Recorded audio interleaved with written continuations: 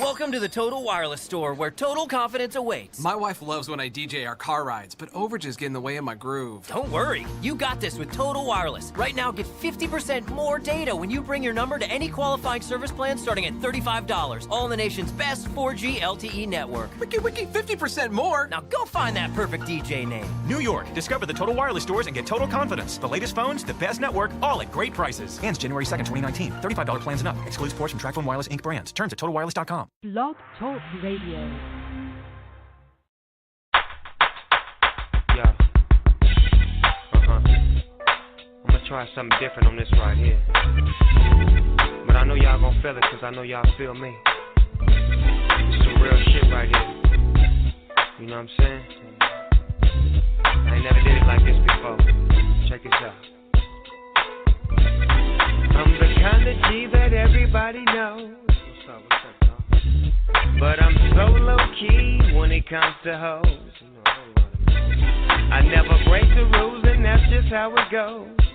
All my friends and foes know that's just how it goes. I can flip the script, but I chose not to this time. There's so much to say with so little time, but I like it. Yes, I like it. I'm gonna dip, dive, socialize, and get high.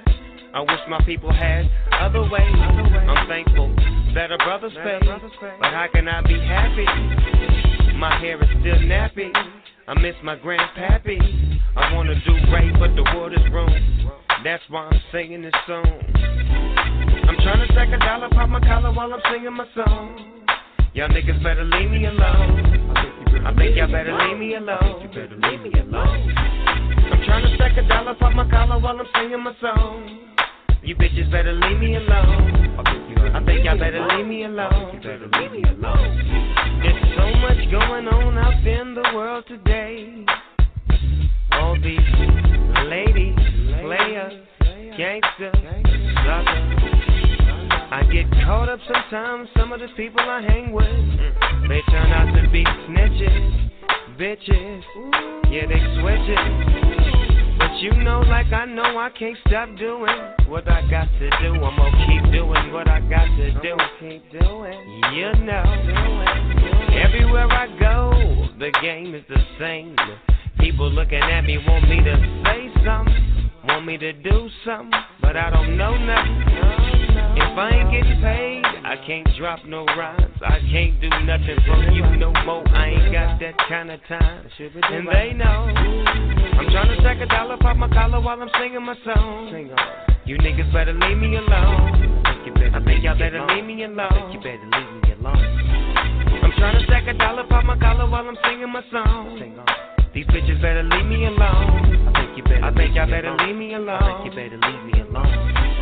I try to be to myself and try to stay away from the world, but the world just keeps running after me. I try to shield myself away from all the wickedness, but somehow the wickedness is in my circle.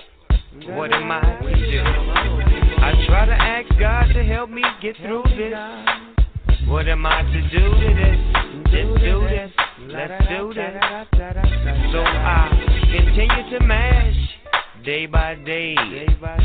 I continue to play by play. And I continue to spit my manuscript and say what I wanna say. And I do it to you every day. Haha, yeah. I'm trying to stack a dollar, pop my collar while I'm singing my song. You niggas better leave me alone. I think you better leave me alone. You better leave me alone. I'm trying to stack a dollar, pop my collar while I'm singing my song. You bitches better leave me alone. I think you better leave me alone. You better leave me alone. Leave me alone. I think you better leave me alone. Leave me alone. Leave me alone. Leave me alone. If it don't turn you on, leave me alone. I think you better leave me alone. Leave me alone. Leave me alone. Leave me alone. If it don't turn you on.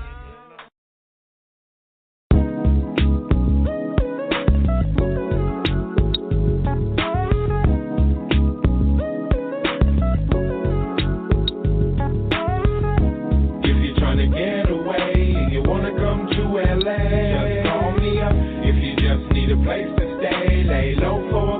the day. Just call me up if you're out chasing mail, but it didn't turn out so well. Just call me up if they got you locked up in jail and you need somebody to post bail. Just call me up, just hit your boy up, and I'ma come running, showing up with a suitcase full of money. Now let my nigga out right now. Right, 5 hours later, I scooped him up downtown, riding around, smoking something good, sipping something cold, dipping through the hood. Ain't nothing like being free in the CPT, hanging out with the big OG. You wanna make cash, smoke some good grass, you're gonna need a real nigga with a ghetto pass to make sure things go smooth.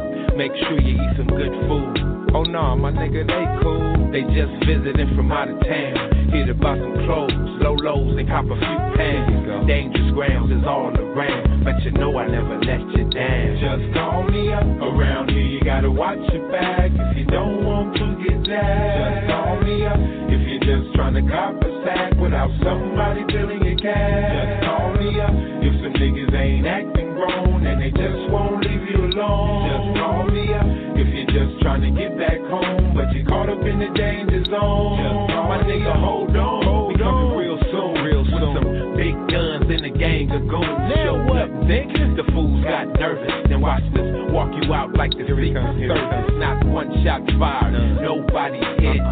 Just some real life gangster shit. Cause everywhere is a set, it's all about respect.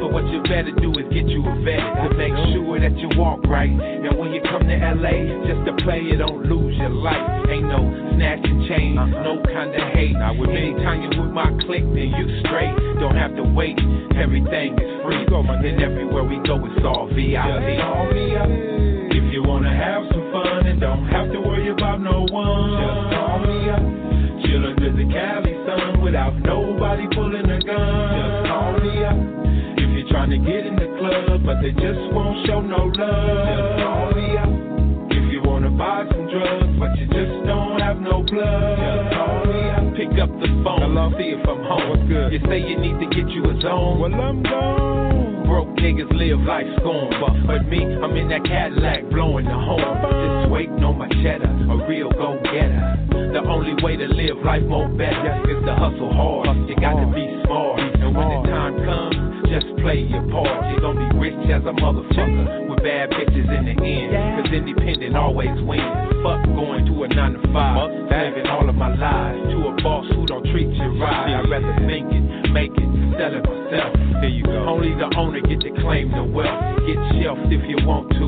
Exec Street is strange, but me, I'm still doing my thing. Just call me up if they don't know your name and you're still trying to get in the game. Just call me up if you used to have some fame, but they just don't treat you the same. Just call me up if you need me to blow your mind, take you out for a real good time. Just call me up if you need a few tight designs or you want to get some gangster rhymes. Just call me up.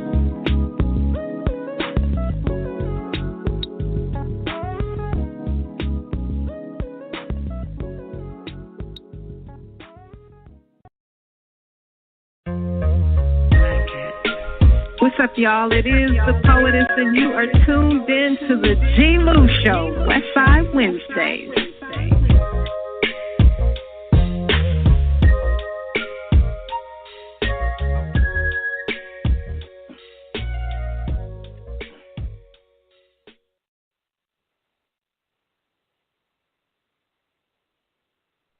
Welcome, everybody, to another edition of the G-Lew Show, Westside Wednesdays, September 20th, 2017. Tonight we got a special guest. Everybody, we got my homeboy OG Daddy V from the CPT, original Compton native, the OG Daddy V, the original. We got him live in the building tonight.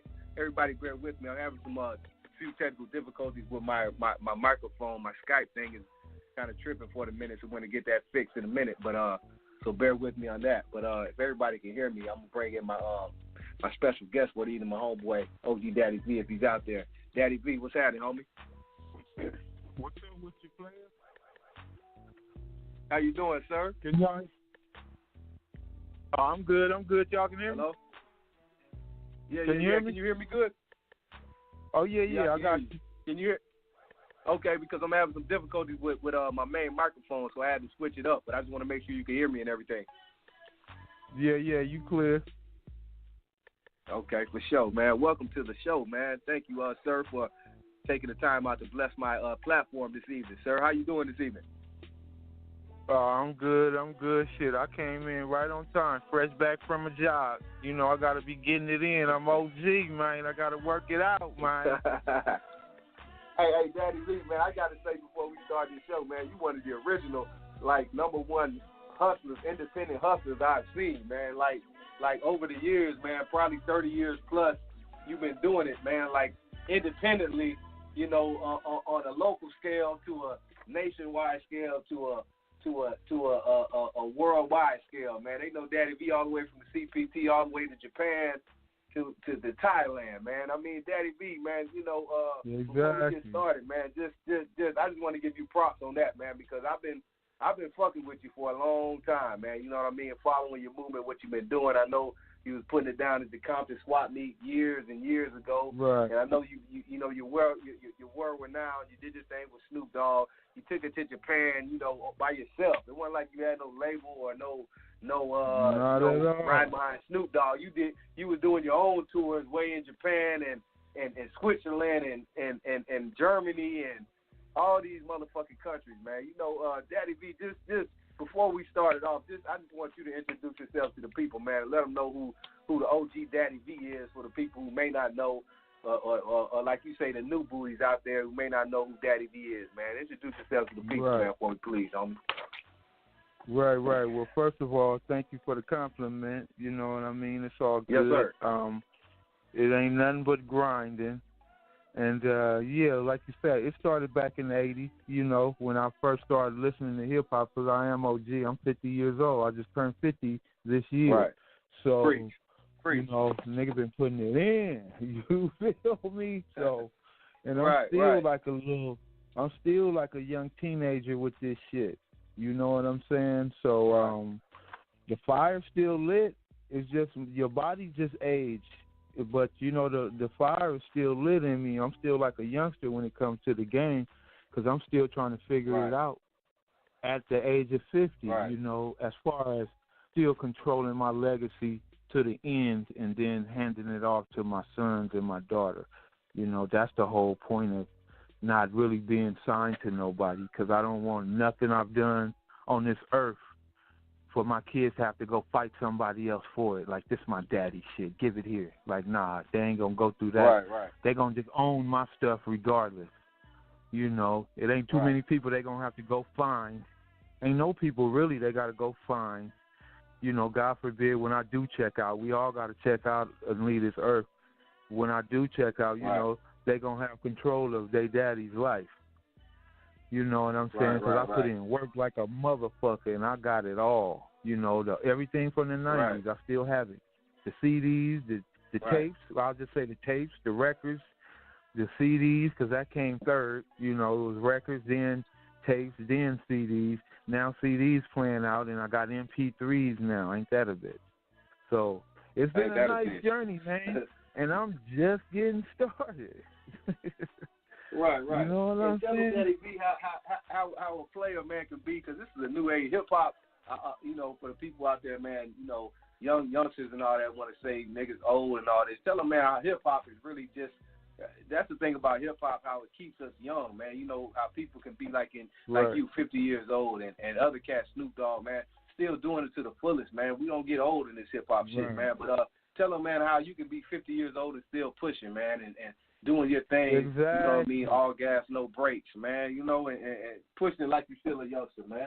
There ain't no age limit in this thing, man. Tell them how you could do this at that age. Yeah. I'm hard-headed at listening. So when a nigga be like, yo, old ass, or yo, this or that, I don't listen to none of that shit. You know, any person that yell out with your old ass is basically jealous that you've lived the longest you've lived in their eyes when they looking at you. Like, shut your old ass up. Like, oh, okay, you mad, huh? Right. Good luck. You say good luck to a dude or anybody who says that to you, like, ooh, my brother, good luck, because, you don't even know. Next week, next month, tomorrow you could be out of here. Well, I done lived all of this time, and I can tell you some or show you some, but, you know, most people don't see the value in an older person because they so caught up into what they doing, which is all good. I mean, you know, do you. Yeah. I ain't mad at no Well, youngster, that comes to pass. but I will, you know, open up and show a youngster something, because that's all who I help. I'm really down to help anything under 25. If you under 25 years old, you pretty much need some guidance because you haven't experienced not too much. But over 25, nigga, knock that shit off, nigga. You better Google that shit. You know what I'm saying? Meaning you're old enough to know better. You know, after 25 years on the earth, you've learned a lot of, don't do that, put that down, goddamn it, just stop. Put that, don't go that way. You done heard enough of that till you don't hear that no more at 25 because you know better now. You don't fuck up as fast as you do when you're 18. Right. You know, so, you know, it's all good. It's just how we look at youngsters and how they look at us, you know. Each one teach one type shit. We can't save all the little young badass motherfuckers from what the stuff they grew up going through. You can't blame them. Look what their mama did, or look what their daddy did, or, you know, we don't know. It's are you ready to listen? When you ready to listen, come on, let the OG. If you're not, hey, you just go on and do you, because motherfucker, you gonna learn. That part. Hey, Daddy V, man. So let's take them all the way back, man. Let's take them all the way back to the city of Compton. Daddy V, tell them, man, where you were raised at. You know, we know you from Compton, so take us back to those Compton days, man, where you first started off and how you got your start as Daddy V before it was OG Daddy V, and you know what you were doing in Compton and what got you started. Yeah, well, it's all about the 80s, you know. I actually had a pop locking group back in the day called the Electron Poppers, and that's where it started from. You know, that was early 80s. I'm in high school and all this shit, like 82, 83, you know what I mean, 81. Like, woo, we got khaki suits on. We ironing Bugs Bunny characters and Elmer Fudd glitter characters on our khaki suits and putting on white gloves and pop locking at the high schools. Any kind of contest, we was at that. I was at stuff like that. Then as I moved from junior high to Compton High, I was the same thing. I was in the drama class. You know, I'm anything that's performing in theater. In the school, I'm in the play. I'm in that shit. So, you know, that's what it started with. When you're an entertainer, it guaranteed it started when you was real young. So that's pretty much how it started. Plus, when I was like 12 years old, I was in the Compton Boy Choir. You know, they had a boy choir. Okay. We used to travel to different schools and sing with our white on. I was a black, oily black motherfucker with all white on when I was 12 years old. I remember going and singing in the choir. So I started singing first. Then as, you know, graduated from Compton High, now I'm headed to the Compton Swap Meet. This like 87. I did a year driving on the truck. That's how I got to go to New York, doing moving on the truck with my uncle, and he moved Allied Unified. We moved furniture on a diesel all the way to the East Coast. So when we did some furniture in New York, nigga, I went and got me a bomber jacket. It's 1985. After I graduated from Compton High, I went and spent $700 on a bomber jacket in New York. Because I had the bread from working on the truck. I bought me a bomber jacket, a real leather one, with the fox fur around my hoodie. You know what I'm saying? Bought me a Louis Vuitton watch, Fat Boys tape, all that, and came back home. And then I just really started going in after 85. I became Daddy V and started slanging tapes at the club because, you know, I was so infatuated with, you know, the rap game. I was breakdancing. I had a big-ass cardboard with stickers on it out in front of my house with the homies coming over breakdancing because Beat Street was out and all that shit. You know, I was caught all up in it. Every level of the game, you know, from pop locking to breakdancing. That's when Soul Train is on TV every Saturday. A nigga running in the house watching Soul Train. Then we breakdancing outside. Then from there, start selling tapes and gang banging from living in the forums. That's why I grew up in Richland Forum. We call Foreign Dog Compton Crips. All Crips is on the Laundra, up and down the Laundra. Yeah, all Crips up and down the Laundra, and then all the Bloods is up and down Rosecrans. That's why DJ Quick and Problem came out with that little CD last year called Rosecrans. You know what I'm saying? Right. That's why I was just talking you. to Chill.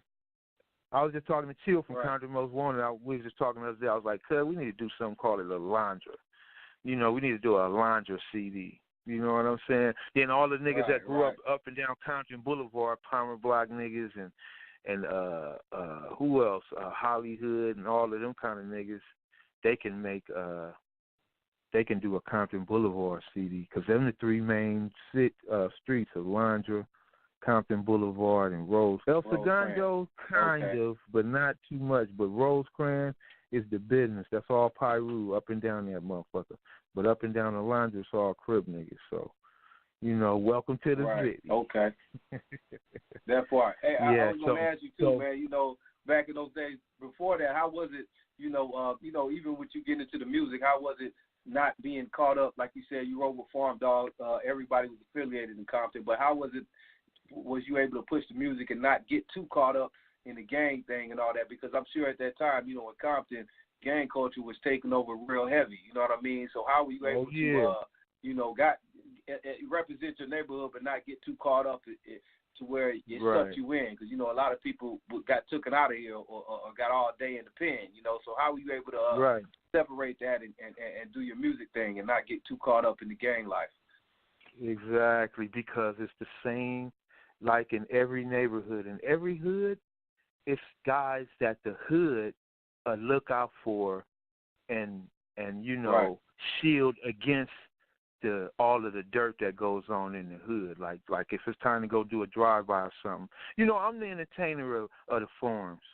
So that means when we around and all the homies is around, I'm the nigga with the radio. Then I press play and I got instrumentals. I got microphone coming up out of it. I used to have radios with the microphone on it because, you know, we didn't have turntables and all that yet as youngsters. But I always had a radio. And then I press play, and then we start freestyling and rapping. So I'm the fun nigga. I'm the nigga with the jokes. So when it's time to go do dirt, Lil Vivo, you get up out of here. You know, it ain't come on, cuz you rolling. You butt-your-ass nigga, you bitch-ass nigga, you better come on. No, it ain't like that. It wasn't like that with me. It was like, you get your ass up out of here. You know, you the nigga I was the one they didn't want in trouble. So that's pretty much what shielded me from having to do all of the dirt and fight. And then plus I grew up in the forum from a child. So, nigga, all that, you know, gangbanging new age shit where you get jumped in and all that, I didn't know what the hell that was till we started seeing that shit. You got to get jumped in. Like, what the fuck is that? Oh, that's motherfuckers who are outside trying to become gang members. So that's later on in life. But we all grew up. None of us beat the shit out of each other, and now you a foreign dog. No. So that was some new age getting close to the end of the 90s type shit when everybody want to be a gangbanger now. You know, and they start jumping people in. But we grew up, you know, I was shielded from everything. Plus, I like rapping more than I like capping. You feel me? So it's a mentality. Everybody pick what they want to be. Nigga, I'm going to be a killer, nigga. And that's who the killer is of the hood. Nigga, I steal anything moving. That's who the burglar is of the hood. Daddy V, nigga, I'm busting a rap. Soon as I hear some music, that's the rap nigga of the hood. So everybody in the hood neighborhood has their part to play. This nigga right here, oh, here he comes. He the knockout king of the hood. Nigga, you look at him, his knuckles fucked up because he just fucks people. You know what I mean? So I was off top. Everybody has a part to play. Yeah, the entertainer of the neighborhood. Because soon as I come around, I'm rapping, we break dancing, we pop locking, we got a contest to go do. I got a this to go do. I was doing this shit already. I got to go. I can't even be out here gangbanging, nigga. I got to go put on my white and my dress shoes and go fucking sing.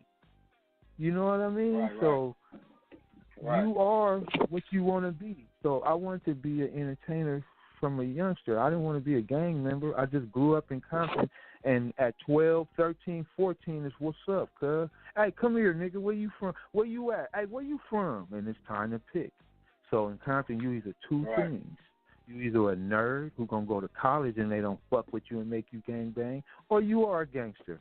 That's it. There's no in the middle. You either the nerd or a G. So I became a G because, you know, I wasn't all of that in school, and that's what it was. But I was a G that's an entertainer. I was the entertainment gangster of my neighborhood. I didn't have to and didn't want to beat the dog shit out of people and kill niggas. That ain't me. That's why you check all my music. I talk about a pistol, but it ain't like I'm a killer. You know what I'm talking about? Right. So I don't flex. I don't fake in none of my music. I don't put Foreign Dog in none of my music. If you check all my albums, you would not hear Foreign Dog not once. Because after I was a gang member, I became an artist. And after I was an artist, which was 87, 88, 89, start selling tapes at the swap meet, pushing my tape. Hey, this me, Daddy V. And not only that, here go this NWA, and I got DJ Quick, and I got NC8, and, you know, start selling mixtapes. And then from there, that was it. I just kept it as an artist. You know, I didn't want to do nothing else. You know, and that's all the way to the death. So after I started selling tapes at the swap meet and meeting everybody, then it wasn't. I knew how serious gang banging was in my city, so I didn't want to put. When I started making my own music and selling it, I didn't want to put Foreign Dog and Crip on my shit. Because when you listen to my teenage rap, it was Cuz, Crip, Foreign Dog, this, cut, man. Because I was just gang banging, talking on the mic. Then as I started hearing music and hearing everybody raps and songs and start selling them as mixtapes, I started learning what an actual song was and start creating songs. Now, as a gang member, the way your mentality is fuck the other nigga, whoever it is, Crib, Blood, whatever. So if I say Foreign Dog in any of my music, the next gang banging hood ain't gonna like my music. So I didn't put my hood in it. I didn't put Cuz, I didn't put Foreign Dog, and that's how I was able to sell my shit to Bloods, Pyru niggas too. I didn't sell it to them till after 92 though. I was selling tapes to all Crips at the swap meet, starting from 87 to 92. I was selling to some Bloods, but just low key. The homies who hooked up sounds at the swap meet, I sold the tapes. The Bloods hooked up the sound, and we became one family. And then, but after the riots in 92, I really started selling to Bloods because I wasn't tripping on them pulling up on me. You know what I mean? It's a peace treaty, and Bloods is pulling up. Crip niggas, Watts niggas is showing up at the swap meet, 50 deep, all Bloods with 10 Crips in the middle of them. Walking in the swap meet and walking around, you know, showing the unity. Crip niggas deep with a gang with a lot of Blood niggas with them. So it kind of eased the tension for a while. Then when the peace treaty ended, yeah, I was still good because it was too late. I done made friends with all the Bloods. Yeah, we should be together. Killing each other is stupid. What the fuck are we doing? Let's get this money. And that was my mentality. I had a pistol in my pocket from 87 to 92. After 92, after we had a first peace treaty and I made friends with Bloods, I didn't carry a pistol. I didn't carry a pistol to this day. I've never carried a gun since 92. And I was in the heart of the swap meet with the Bloods pulling in, blew down, and nobody killed me. That's craziest shit in the cool world. Right there, because that's what I was going to ask you.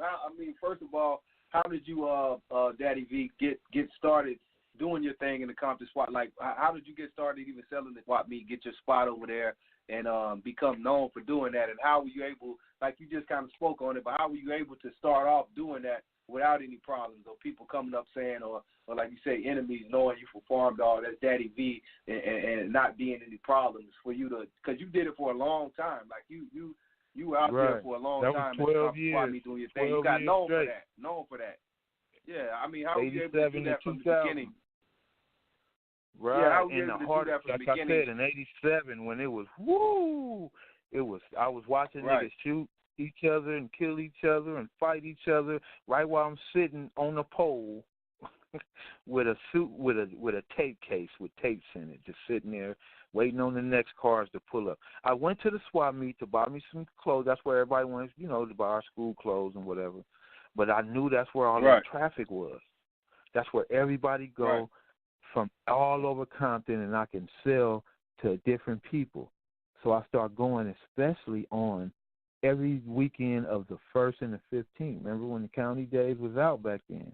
That's when the traffic, everybody and their mama out and about, and they buying shit. Niggas buying clothes, alcohol, dope, and tapes on the 1st and the 15th. I was at that Compton swap meet, and then from there, I just started staying every day. And that was like 87, I was on and off. Then 88, I was there every day. 89, there every day. But I was in the back on the Crip side. You come in the back on Long Beach Boulevard into that side. You come off of Long Beach Boulevard, it's Santana's and Palm and Oaks. So the Crips all come in on Long Beach Boulevard. You come in on the back of the Compton swap meet, it's Bullitt Street. That's where the Ludus Park is. And then the mob came. It was all Ludus Park back in the day. Then the mob popped up, a little click inside and Ludus Park's gang. And then it spread it to like, nigga, we the mob, and that's Ludus Park now type shit. I even know the Pyro nigga story. You know what I'm saying? But, yeah, so I started going up there, and I was selling tapes on the Crip side in the back where the Palm and Oaks hood is. All them niggas come in that way. And the police came up to me one day and was like, they finna build a new market on the side of this swap meet. So all you motherfuckers back here in the back got to get the fuck from back here. It's like 89. They like kicked us from out of the back. So I said, I'm finna just go on the other side of the swap meet at that pole right there. And the police like, I don't give a fuck where you go. Just get the fuck from back here. And that's what I did. I ended up buying me a white Astro van and just pulled it up to a pole on the opposite side of where the Crip side. Now, the only thing is now I'm on the blood side. So now I pulls up in my van. I put speakers in it, stickers in it, and I pulls up, and I can't change my clothes. I'm still Daddy V. I'm Vivo, but I'm turning into Daddy V from Foreign Dog. I'm slowly trying to get rid of my gang shit so I can just sell music to everybody, and y'all don't look at me that way. But I still had to wear my blue. So as I start pulling up on that side, the Bloods was pulling up, just bam, bam, bam, hit me up with the Pyru, bam, bam, bam. Coming back, going into the mob, turning around, going back into their hood like, Blood, it's a motherfucking E-Ricket out there disrespecting the hood, Blood. We gotta get that nigga, Blood. And the OG homies is like, is that right? Who? Some buster ass nigga in a white van. And the Pyru homies was like, oh, the nigga up there selling the tapes? They like, yeah, Blood. That nigga was like, check this out, Blood. Nigga, you fuck with that nigga, you gonna have a problem, nigga. That's my homeboy, nigga. Don't you ever fuck with that nigga. You need to go up there and try to see what some real music is, nigga. Right? That nigga checked him, right? And then he pulled up on me like, Daddy V, you got the hood hot, Blood. These niggas is hot. You up here blew down and you just all in the hood. I told them niggas if they ever fuck with you, it's going to be a problem. Nigga, you got some Al Green and vibe? I was like, yeah. You know what I'm saying? That nigga was checking. So all the OGs was checking the young niggas. Then eventually, after a good month or two of them getting used to seeing me, then the little young Pyru niggas start coming up there, actually pulling up, talking to me. Then I start letting them hang out, flamed up, putting their 49er jackets all on my mirror and all that. So all the Crip niggas pulling up, they making them jealous. All my homies pulling up like, cuz, I don't know about this shit, cuz. I'm like, nigga, shut up. This my job. Nigga, it ain't about red or blue. It's about green, nigga. They can kick it all day if they want to. You trip on them niggas, cuz, it's a problem. So it's like, nigga, I'm backing them like they backing me. You know what I mean? And then that's how I started. And, nigga, after that, ain't a Pyru nigga up there ever fuck with Daddy V. They knew I was all right. You know what I'm saying? They knew I was just me. It ain't my fault that I'm a Crip and you a Blood, but it's our fault how we act towards each other. You know what I'm saying? I got that on my Compton Hub song.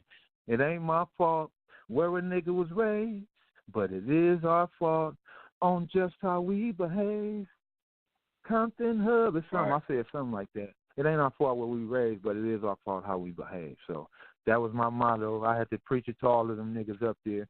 And then as I'm up there, lo and behold, who become my best customer in the world?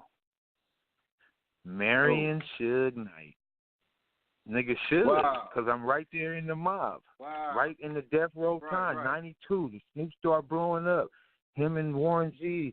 And I remember Snoop, Nate Dogg, Warren G, and Mr. Grimm, they pulled up on me one day in Warren G's 10 Caprice. He had a photo Caprice. Some niggas pulled up, bought some tapes, bought some fireworks. They used to always pull up on me. Getting their little deals, starting to grow up in the game. I watched Snoop get his Lexus, then he got a Cadillac, then he got a black Beamer, riding around in his black Beamer with the afro. That's when he came to see me at the SWAT meet, and the next day he went to the Suicide Wars and they arrested him for murder.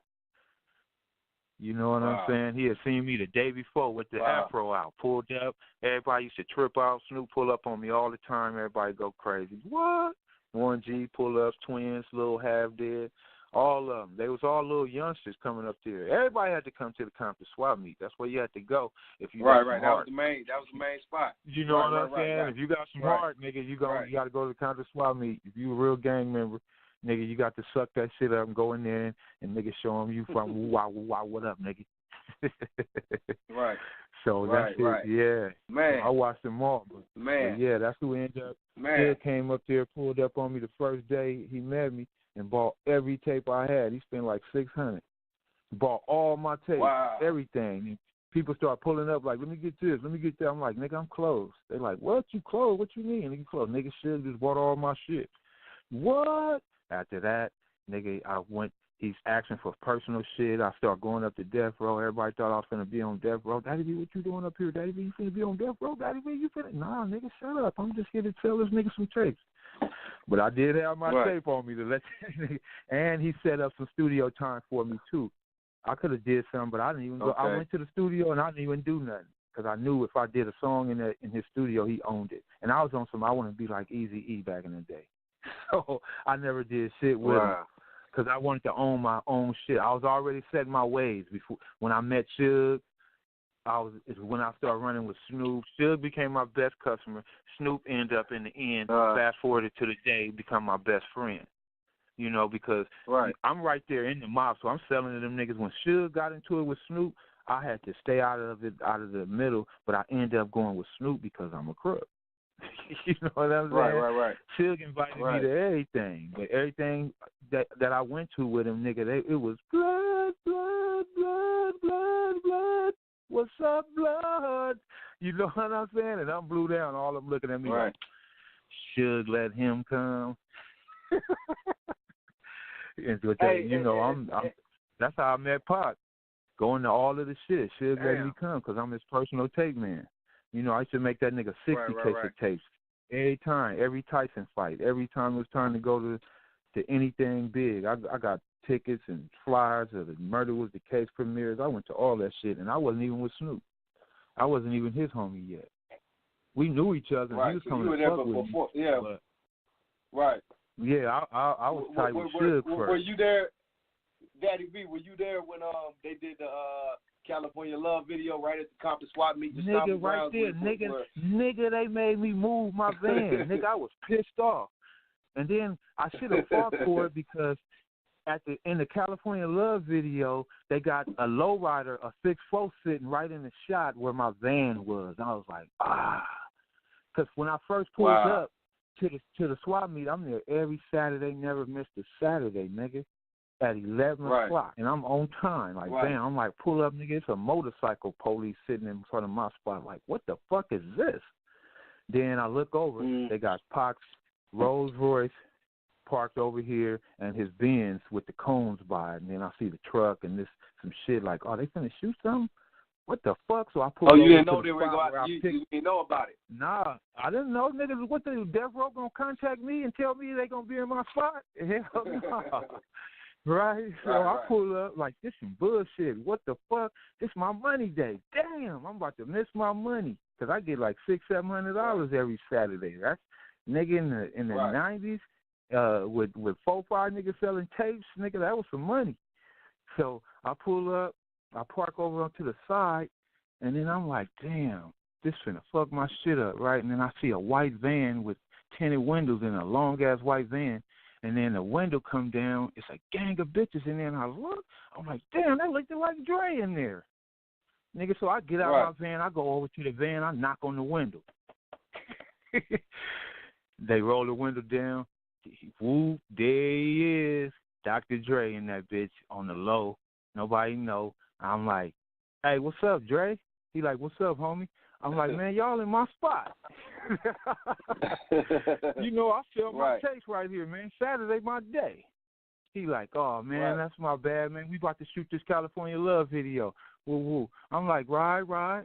Damn, look at these bitches. And I just walked away, right? Went up to my van, put the speakers on, and threw on So in Love with You from Leroy Huss. And that's the first thing I play when I get up to the swap meet, right? I start playing my music.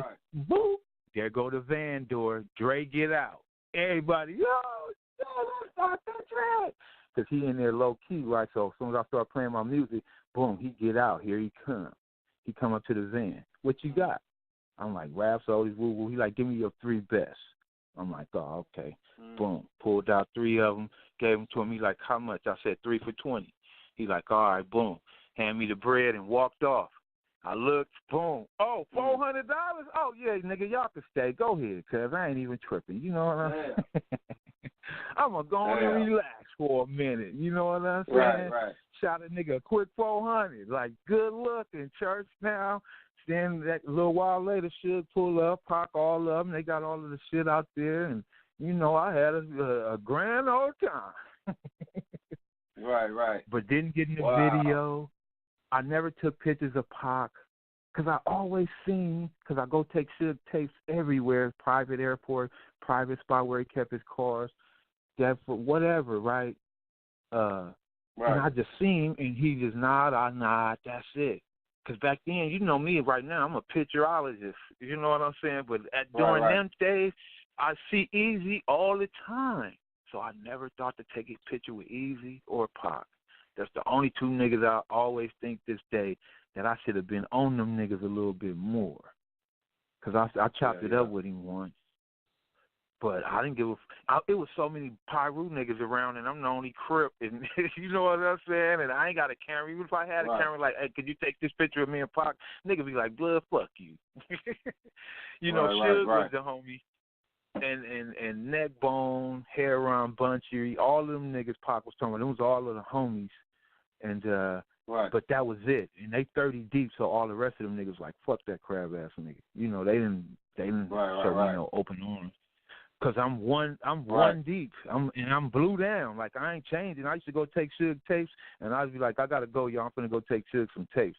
They be like, what? Dressed like that? Like, nigga, what the fuck? What? Oh, I'm supposed to go change. Oh, that's y'all niggas be getting beat up, and y'all hearing them beat up stories and all that. Yeah, that's real shit. They did whoop everybody ass, but not the niggas they respected. You know, that's how it was in the city and shit. After the peace treaty shit, niggas was on each other. It was Crip and Blood still on each other here and there from old beefs. But as that fizzled out, it all turned into respect. You know, it goes on. Right. You know, blood, but ain't nobody tripping. And then as time goes on at the swap meeting, I get more fast forwarded to like 96. I'm mixtapes all the way up to 96. Then I dropped my first record. Hold on, Daddy V. We giving them a whole lot. Hey, this is incredible. We got people still checking in, coming into the show right now. So we're giving them a whole lot, Daddy V. This is a great timeline story, man. I wanna hold up and give people a minute to check in, right? I'm gonna go to some music right quick, one of your classics, right, and give people a minute to check in because a lot of people are missing this great story you're telling, man. This is like history right here. We got the OG Daddy V, CPT original. Hey, it's history right here. Y'all missing out. So y'all hurry up and go tell somebody, man. Check in. Tell them to check in. 914-803-4001 or tune in to the G-Lew Show on Blog Talk Radio. We got OG Daddy V right here giving up history of Compton, Death Row, Tupac. We're going to get into Eazy, NWA, all that shit, man. So it's a lot going on, Daddy V. I'm going to go to commercial break and take them to some music, and then we're going to come back and continue with this great story you got, man. I'm going to go to your classic right here, this West Coast music, man. Take them to this right quick, Daddy V. We'll be right back. Take them to that West Coast music, though, man. We'll be right back. Introduce this track for me, please. Yeah. Okay, it's all good. Yeah. This is your boy, OG Daddy V, the king of the underground, and you're about to hear one of my classics. I call it West Coast music. Check it out. That part. We'll be right back. Westside Wednesdays.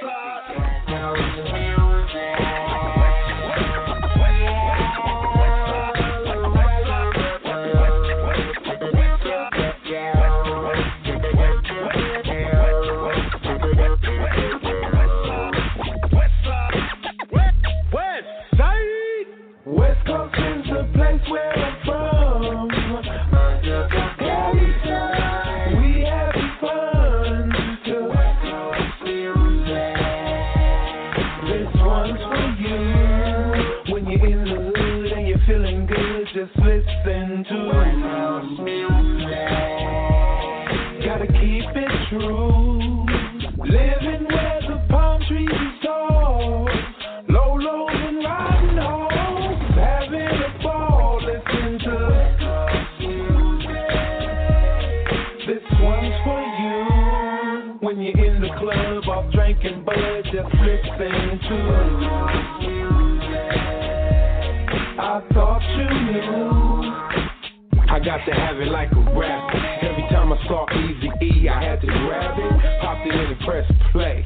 Now I'm bumping that NWA. I got to beat the trade, puffin' the J.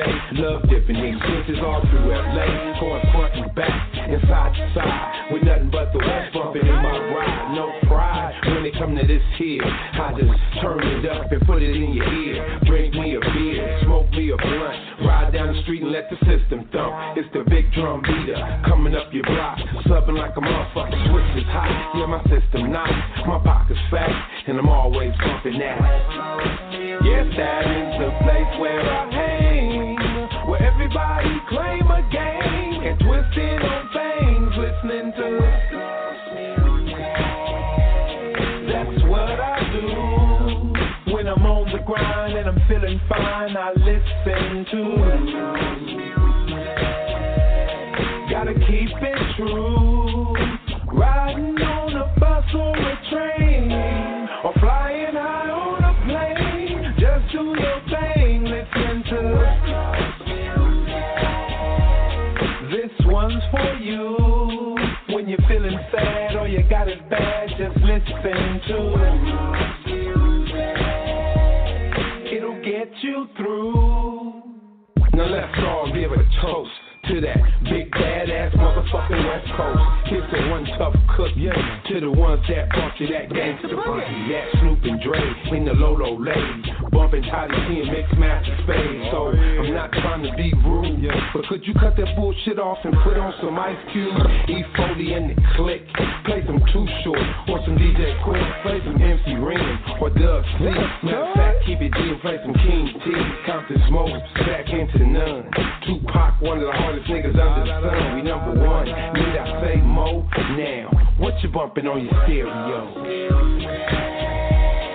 I thought you knew. Homeland of the red and the blue. But that's just what gangsters do. So I'm staying true. Listen to West Coast music. This one's for you. When you're in the club off drinking bud, keep listening to West Coast music.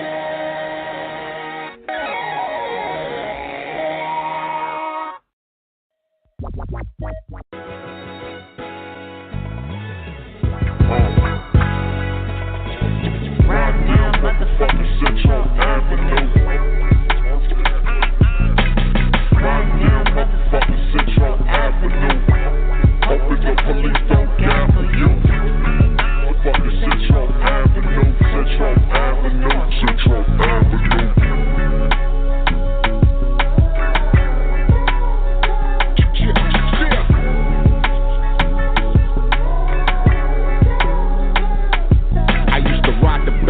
bus like Rosa Parks. Down the main line shouting hood remarks. Where you from, homeboy? Compton, don't mind. Get 'em up one time, gaffle and fine. Deuce, deuce in the stash, that's how BG smash. 8 niggas on the block, all hustle for cash. If I die tonight, hope I go out dumping.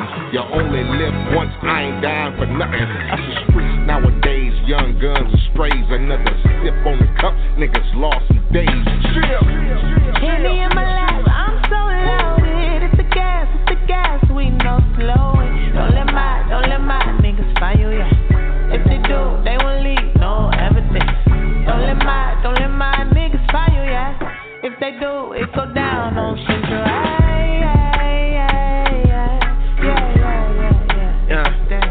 I try to inspire niggas, but I got pills in my trunk. These niggas hired in Hawks nuts, they get low when they done. I pay my bill on Santa Fe, yo, that's Pacific Bell hustle. Even before AT&T, we shoebox money short muzzle. If you know Barclay and the Laundra, then that's MCA. And you know Spruce and the Ramby, yo, that's that quick and we great. Now.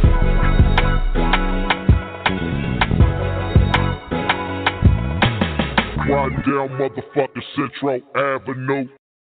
What's up with it? You got the Bay Area boss in the building. Philly Cell, man. Cali, Vallejo, man. Out here networking with my nigga G-Lew. Westside Wednesdays, man. West Coast Wednesdays. We in the building, man. Fuck with it. Keep it locked right here, man. Fans in the area.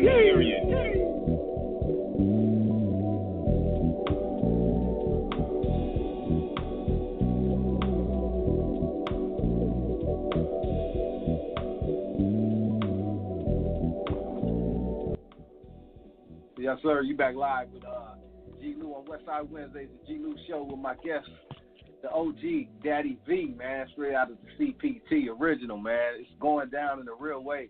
If y'all missed out so far, man, you missed out on some history. Daddy V been spending some, he been going down the timeline, man, and giving you some real Compton history, man. We talked about, you know, Tupac, Death Row, how he started off at the Compton swap meet, had everybody coming through there from Suge Knight. You know, one of his best customers.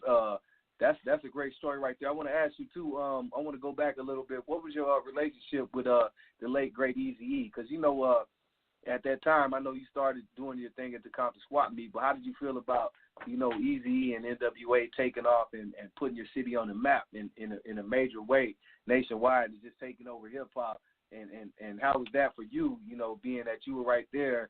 And, you know, doing your tapes and everything, and Compton just took off how it did. You know, how was that time right there? And what was your relationship with Eazy-E? Eazy-E, we didn't really have a relationship, but, you know, I was around watching him, you know, put in his work.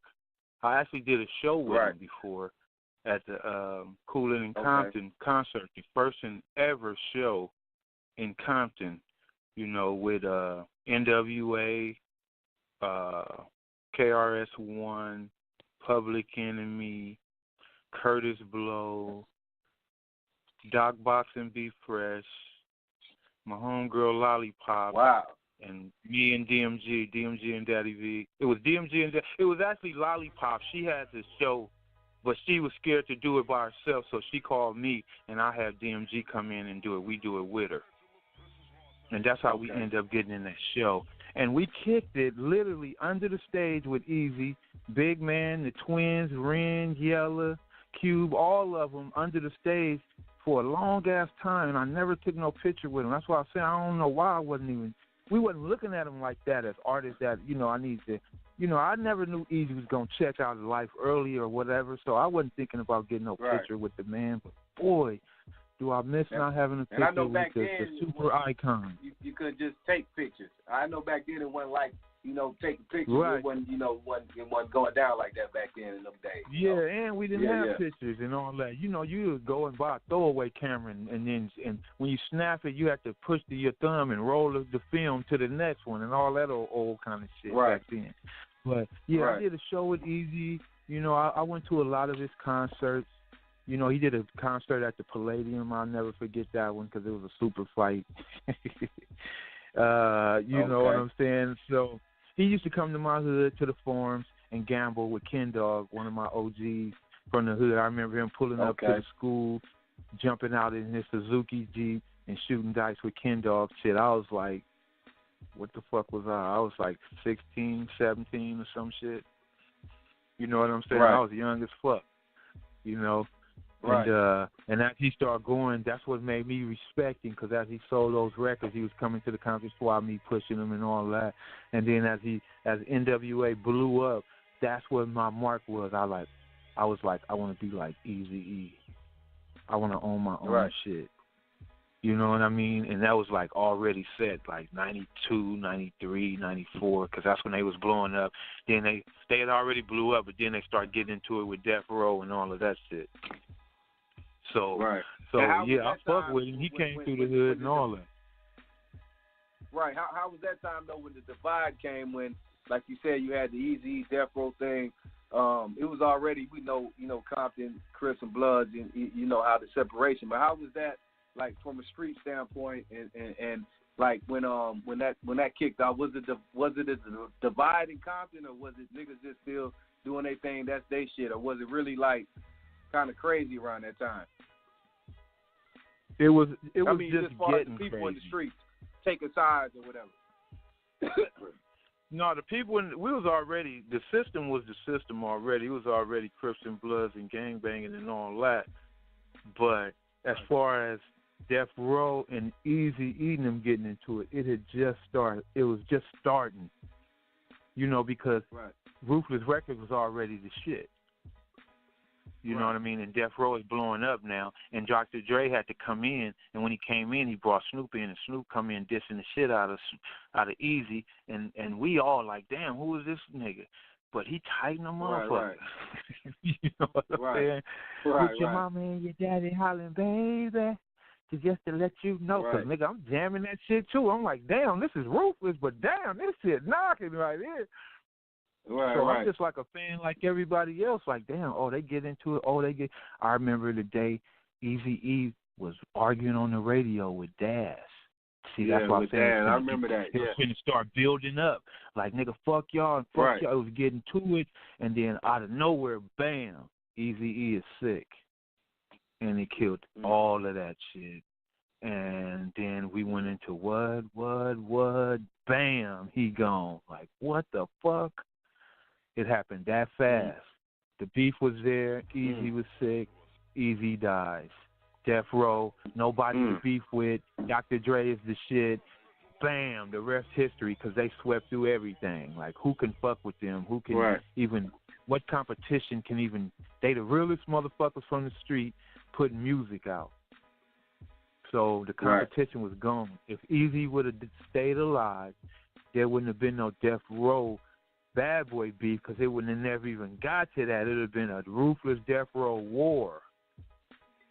You know what I'm saying? That shit would have went to somebody dying and all of that instead of the what transpired after he died, because they was really finna get into it. It was real gang members on each side about the gangbang. Right.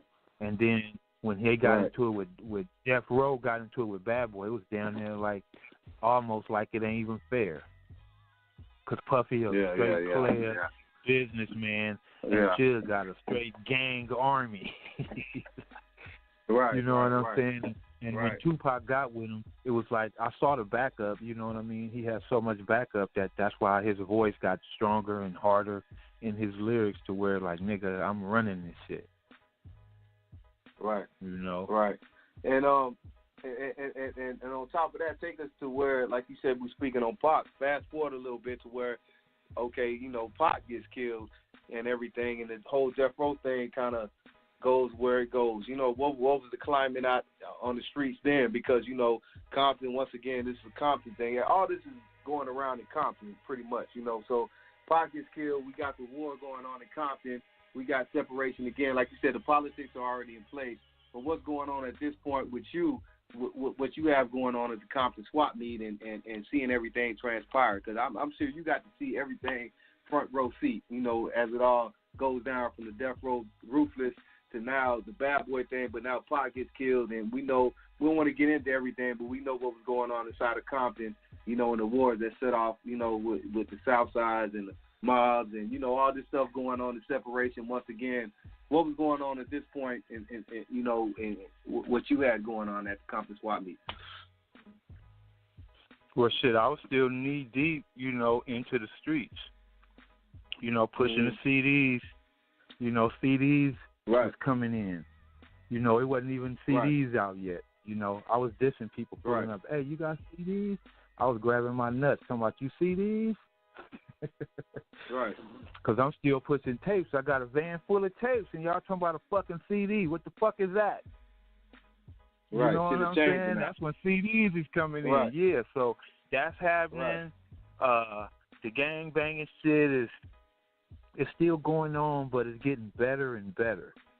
It's less and less Crip and Blood and more on blood or Crip on Crip, and that's only because it's your neighbors. Gang members all have a problem with getting along with their neighbors.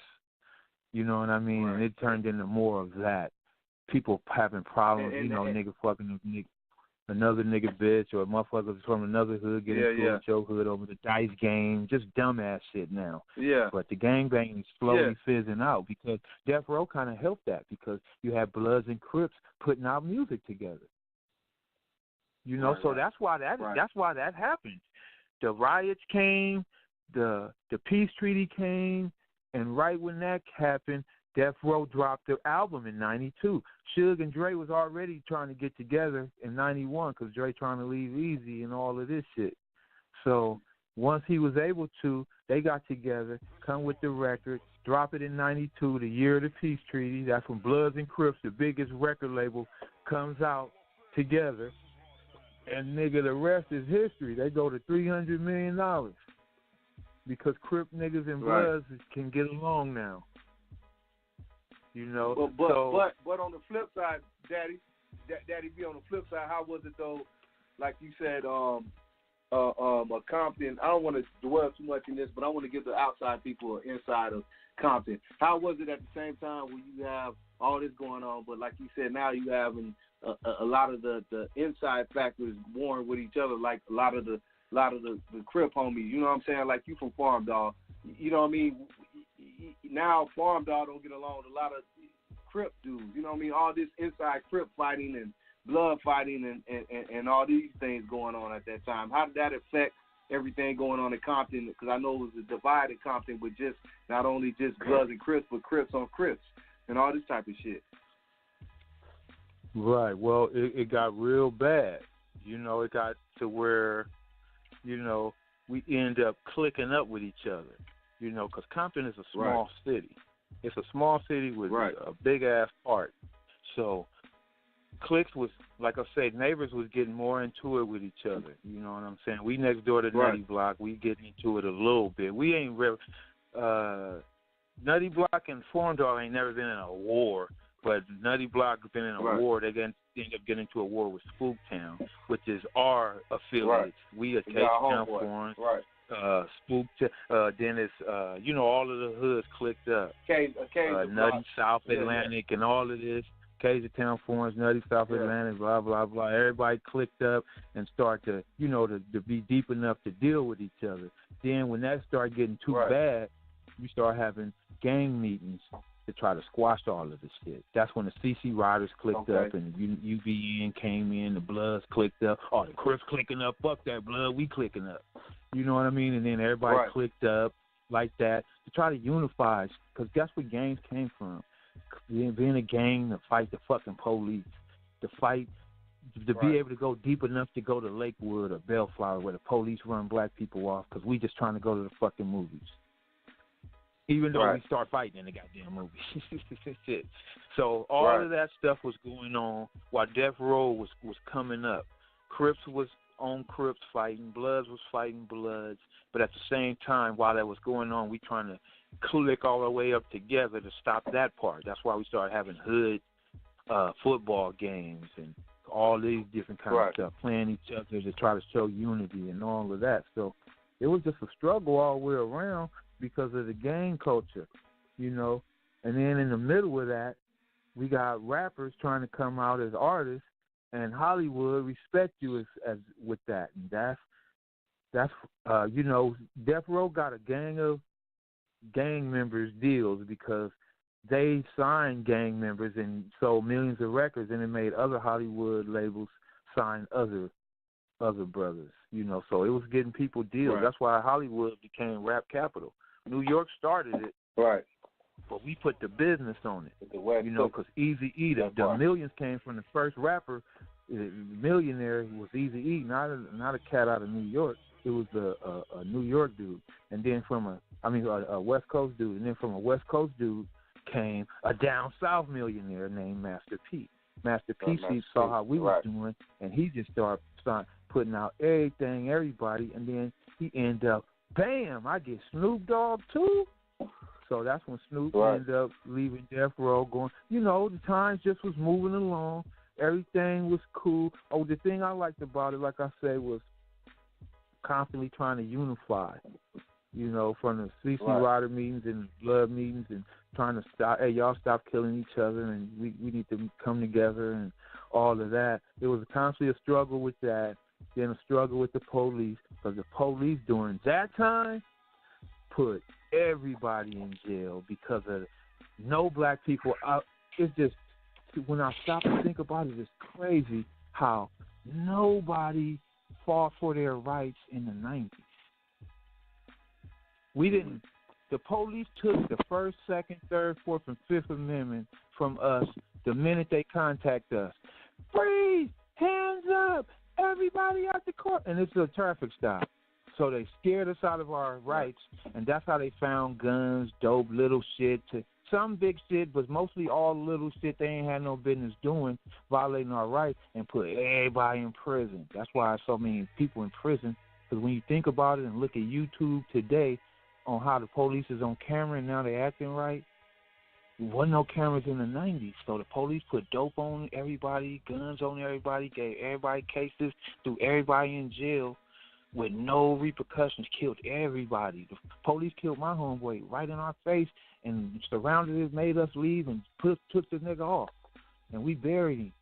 So it was going down. Police killed everybody, put everybody in jail with no motherfucking repercussions. That's why when you look at us and the police today, it's fuck the police, because those are the people who can legally kill you, put guns on you, and put you in prison as a black man easily. And then the courthouse is all the white judges, all the white lawyers. Yep, you got to take a deal. Let's make a deal. So it was let's make a deal on black folks' rights. So it was a cold game. Crip and blood shit got a lot of people locked up on some bullshit. Just because you had on blue or red, they was able to fuck with you and then put anything on you and put you in prison. So it was a cold game. Boy, the 90s was cold. And this is the 2000s. Starting 2010. In 2010, a lot of homies started getting out of prison from the 90s. Right. Like, wow. Just coming home. That was crazy. You was going to jail, and they were saying you get out in 2016. You get out in 2020, because they was saying 20. He wasn't even saying, you know what I'm saying? It's 96. Right. And they giving you a 2012 date.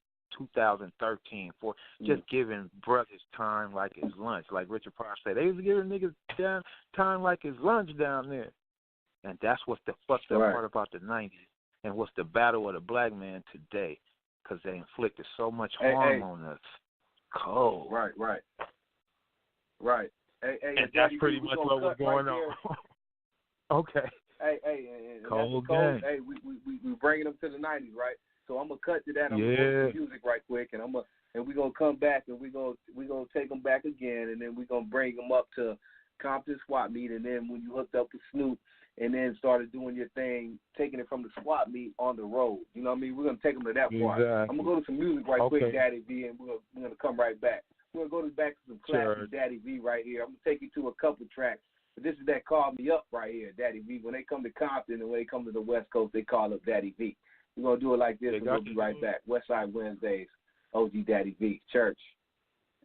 Preach. We'll be right back. Westside Wednesday.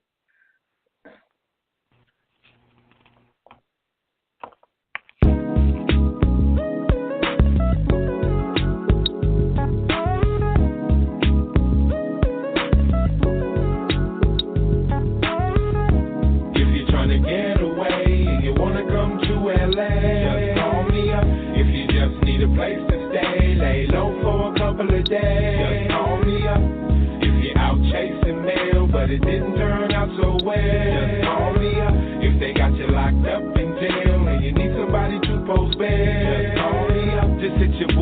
and I'ma come running. Showing up with a suitcase full of money. Now let my nigga out right now. 5 hours later, I scooped him up downtown. Riding around, smoking something good, sipping something cold, dipping through the hood. Ain't nothing like being free in the CPT, hanging out with the big OG. Yeah, you wanna make cash, smoke some good grass. You're gonna need a real nigga with a ghetto pass to make sure things go smooth. Make sure you eat some good food. Oh no, my nigga, they cool. They just visiting from out of town. Here to buy some clothes, low lows, and cop a few pounds. Dangerous grounds is all around, but you know I never let you down. Just call me up. Around here you gotta watch your back if you don't want to get down. Just call me up if you're just trying to cop a sack without somebody filling your cash. Just call me up if some niggas ain't acting grown and they just won't leave you alone. Just call me up if you're just trying to get back home, but you're caught up in the danger zone. Just call my nigga, hold on, we coming real soon. With some big guns and a gang of goons. Showed up thick, the fools got nervous. Then watch this walk you out like the Secret Service. Not one shot fired, nobody hit. Just some real life gangster shit. Cause everywhere is a set, it's all about respect. So what you better do is get you a vet to make sure that you walk right. And when you come to LA, just to play it, don't lose your life. Ain't no snatching chains, no kind of hate. Anytime you with my clique, then you straight. Don't have to wait, everything is free. And everywhere we go, it's all VIP. Just call me up if you wanna have some fun and don't have to worry about no one. Just call me up, chill under the Cali sun without nobody pulling a gun. Just call me up if you're trying to get in the club, but they just won't show no love. Just call me up if you wanna buy some drugs, but you just don't have no plug. Just call me up, pick up the phone, see if I'm home. What's good? You say you need to get you a zone. Well, I'm gone. Broke niggas live life scorn, but me, I'm in that Cadillac blowing the horn. Just waiting on my cheddar, a real go-getter. The only way to live life more better is to hustle hard. You got to be smart, and when the time comes, just play your part. You're gonna be rich as a motherfucker with bad bitches in the end. Cause independent always wins. Fuck going to a 9 to 5. Living all of my lives to a boss who don't treat you right. I'd rather think it, make it, sell it myself. Here you go. Only the owner get to claim the wealth. Get shelved if you want to. Exec street is strange, but me, I'm still doing my thing. Just call me up if they don't know your name and you're still trying to get in the game. Just call me up if you used to have some fame, but they just don't treat you the same. Just call me up if you need me to blow your mind, take you out for a real good time. Just call me up if you need a few tight designs or you want to get some gangster rhymes. Just call me up. OG Daddy V, Westside Wednesdays, we doing it in a real way tonight, man. Shout out to all my callers and listeners too, man. Shout out to my homegirl BBC. Shout out to my homeboy Big D. Shout out to my Uncle Tweed, Cadillac, 93 Tweed FM Ism. Shout out to Big Flossie in Long Beach. Shout out to G Hank. Shout out to my bro CeeLo, man. I'm going to do this for you. We're going to take them back to the 90s, and we'll be right back with OG Daddy V on this West Coast shit. Sure.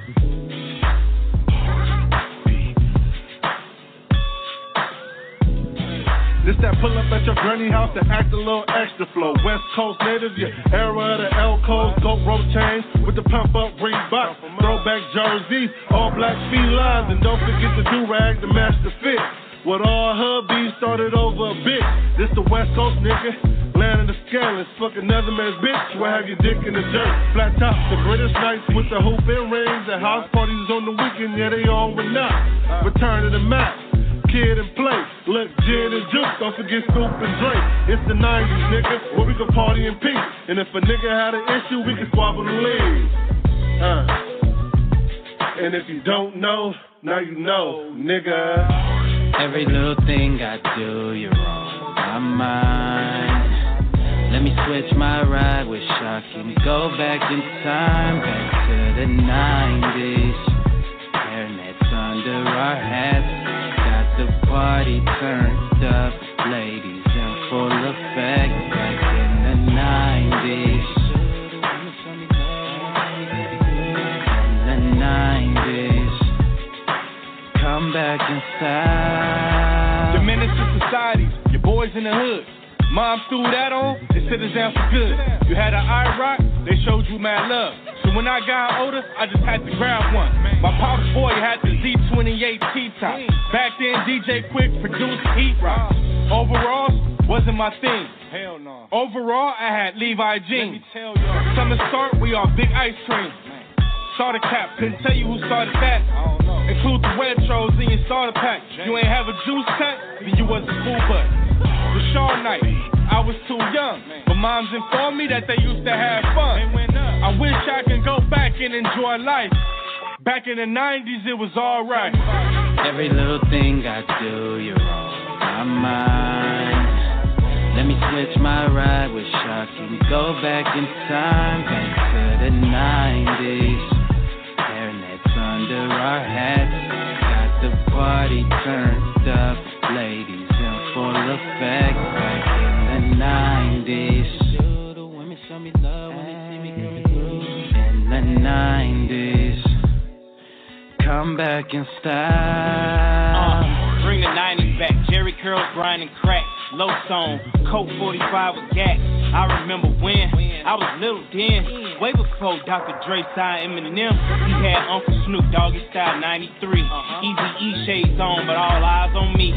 I was in the South listening to Outkast, plus the West Coast players was Outkast. My favorite rapper ever, first name Tide, telling me freaky tales about fucking broads. I was 5 years old, no father home. Mama had 2 jobs, screw full of pot of gold. Fuck Lucky Charms, I'm trying to fuck with arms. Big Mal gave me my first ever gun. All black for the 9 milli, wear a ton. No more 90s though, 900 round drums. Every little thing I do, you're on my mind. Let me switch my ride with Shocky and go back in time, back to the 90s. Hairnets under our hats, got the party turned up, ladies in full effect, back in the 90s.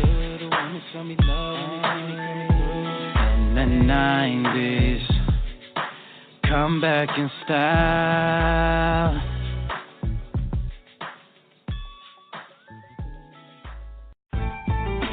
And y'all motherfuckers stay tuned, man. G-Lew Show.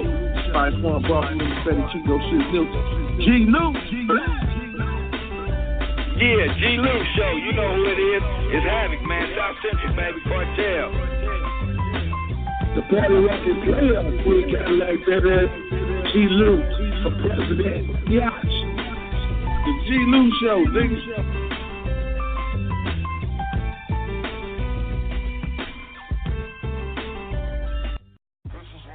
Yeah, yes, sir. We back live with the G-Lew Show, man. We got my homeboy OG Daddy V. We take you back down that history timeline, man. CPT, all the way from the Compton swap meet up to now, man. Hey, Daddy V, I want to take him back a little bit, man.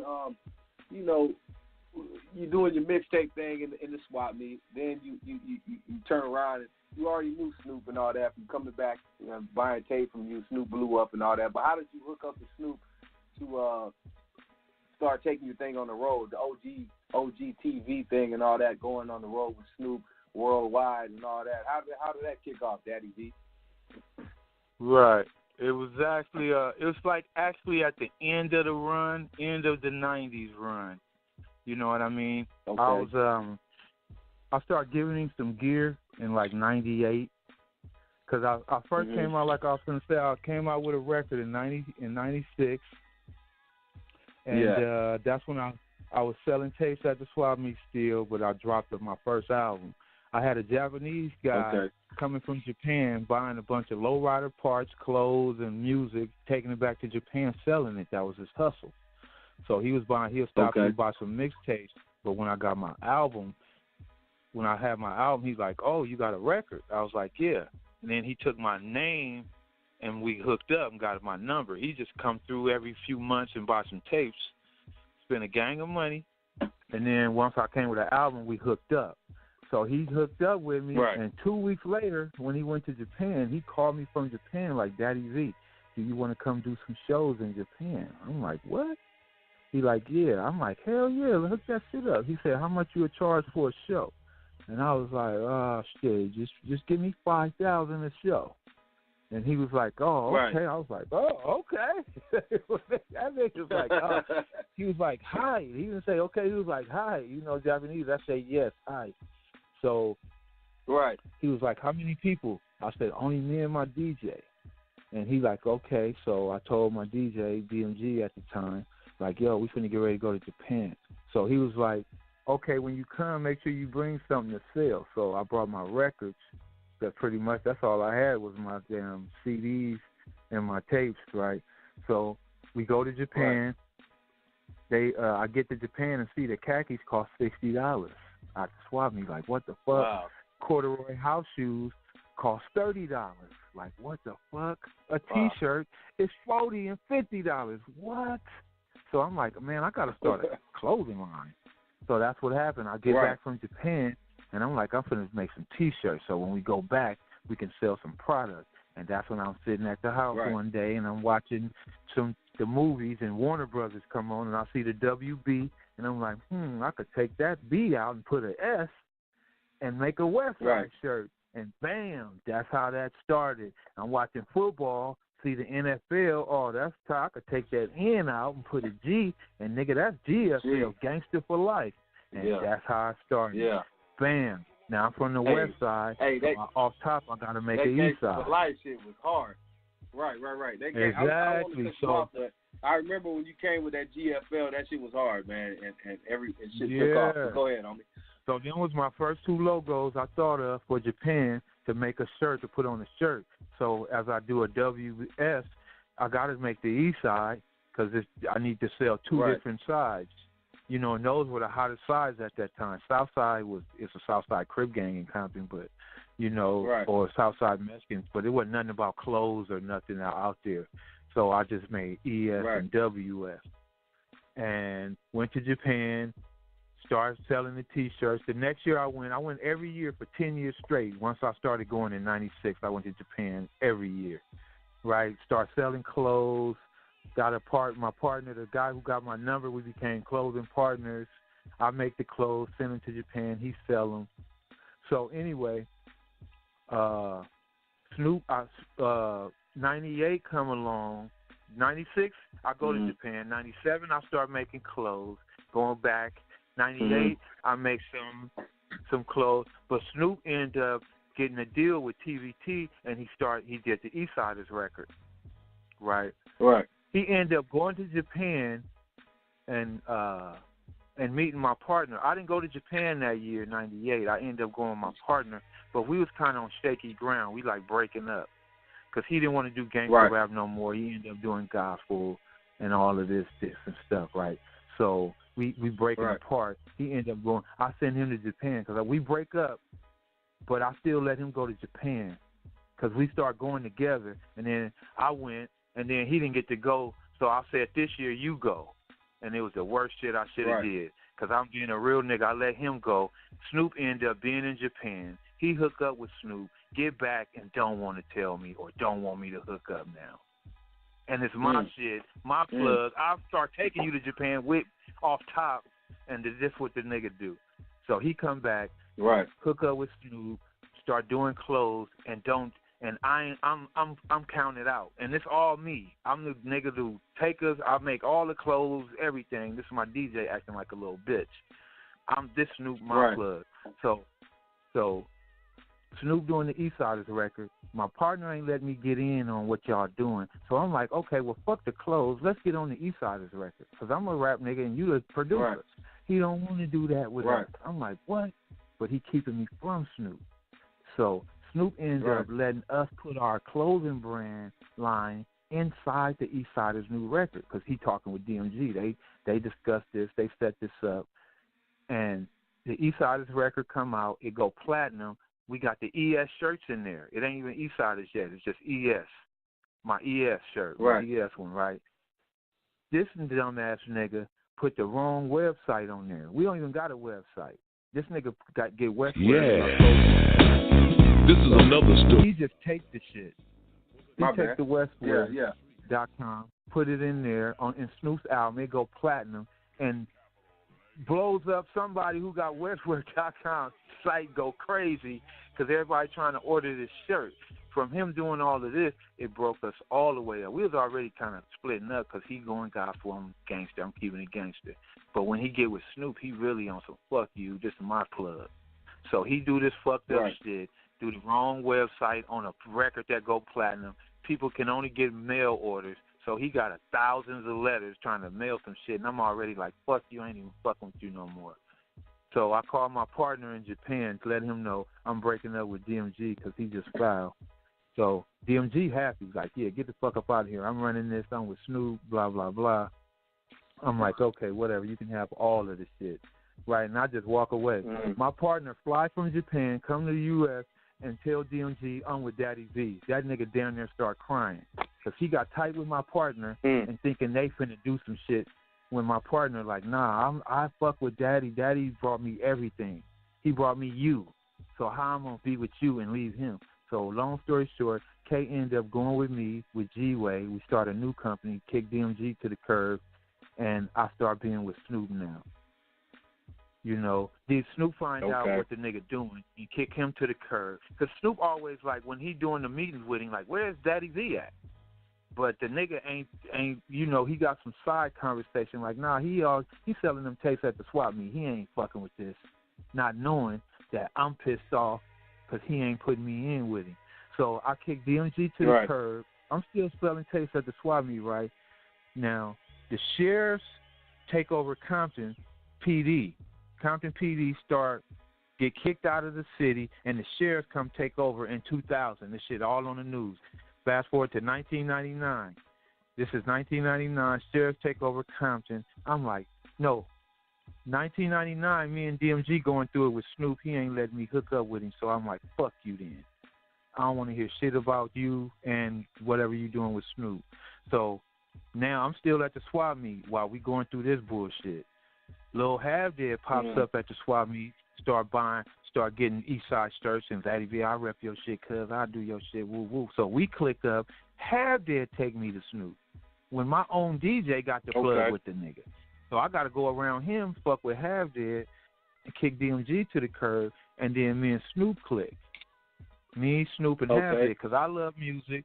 Have Dead love music, and so does Snoop. Right. So as soon as we click up, we like the Three Stooges of music, nigga. We just music. Then I get on now Eastside. Snoop do the Eastsider's new record, Deuces and Trays, and I get a song on that one. Right. Then plus that I changed the logo. What was that? Put it in your. What was that song right there? My bad, Daddy. There Comes a Time. The mother song. About the mothers on there. Yeah. There comes a time. Yeah. Okay. You know, I got a flag for that. Okay. So me, Snoop, and Have click up. That's just me going up there and fucking with him, like going up there with Have. How me and Snoop really click up is when the sheriffs came and took over Compton. Once they did that, I'm like, I got to meet all these new police because I'm out here on the street. And fuck that. I ain't doing that. When the sheriffs come take over, I'm going to quit selling tapes. And that's what happened. The sheriffs came in 2000, kicking everything's ass, moving all around me. I'm at the swap meet. I ain't even quit yet. Said, as soon as they come, I'm quitting. I'm still sitting my ass at the swap meet, right, selling tapes. A month go by. Another month go by. Third month, boop, sheriff pull up. Hey, we getting complaints about you being out here. I'm like, what? I ain't never had no complaints out here. I've been out here 5 years. Niggas been out there 12. That nigga said, I said 5. Like man, I've been out here 5 years. Ain't nobody never complained. He like, well, we getting complaints. You gotta go. I'm like, oh, here we go. Boom. I go, park my van at the house, jump in my undercover, go straight to Snoop house. What's up, Daddy V? Like, the sheriff took over, man. We need to do something. Because I ain't finna sell tapes no more on the street. He like, what you want to do? I'm like, let's open a clothing store together. He like, all right, I got 70,000 on it. I was like, oh, church. So I went straight to every mall. Delamo Mall, Lakewood Mall, every mall in 2000 was packed. Nigga, the economy was cracking. You know, this is even before the house boom hit. You know, so everything filled up. Because I needed a store in a mall because I'm with Snoop. I don't want to get a store on a block somewhere. I'm going to get robbed because niggas are haters. So I need something real with cameras and hundreds of people. So I went for the mall. plus it's Snoop Dogg. Right. So I'm looking in all these malls, can't find shit. 2 weeks later, Snoop like, yeah, Daddy V, I put you on the Puff Puff Pass tour, cuz you can go on that with me. You can sell your CDs and your tapes and your clothes on the tour. And I'm like, oh, okay, church. And that's how it started. Once we went on tour, it turned into 6 tours. I became Snoop's personal cameraman. Because when I went in, when I started becoming friends with Snoop, I was like, you know, he got 30 niggas a day in his face and at his studio with him, with bitches and with weed and alcohol every day. So it ain't like, you know, he ain't had no real friends. He had some real ones, you know, Trady, Goldie. Yeah, you know, just hanging on. But it wasn't a lot of real friends. So that's what I took. Plus, before I got with Snoop, already had in my mind from being at the swap meet that I want to be like Eazy-E.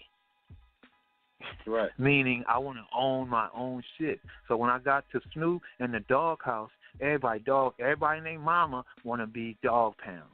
But me, I want to be like Eazy-E. So when I got around Snoop, it wasn't no competition. It wasn't no none of that with me. And Snoop saw that like, damn, Daddy V ain't trying to get on my label. He ain't tripping on the rap shit. He ain't begging to get on a song, nothing.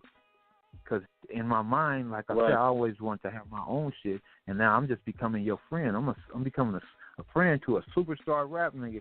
And I'm like, when the studio session over, everybody leave in the studio super fucked up. And I used to be cleaning up. And Snoop like, what you doing? I'm like, cuz I used to give shit too. So I know how you feel. He like, oh, right. And then Snoop like, okay, Daddy V helps niggas.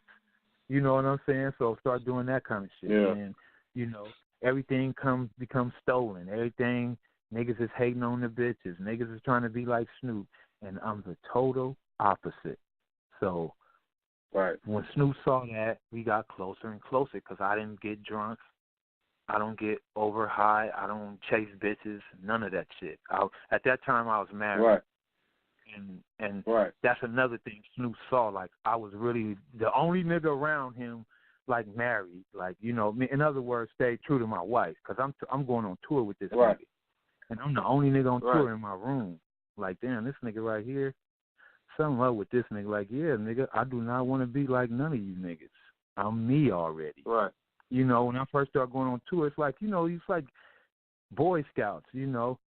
Everybody got to do what everybody's doing, but it was too late. I'm Daddy V. I'm already me, homie. I don't prove nothing to nobody. I don't got to fuck all the bitches like Snoop. I don't got to smoke all the dope. I don't got to chase all of the nothing. I'm me.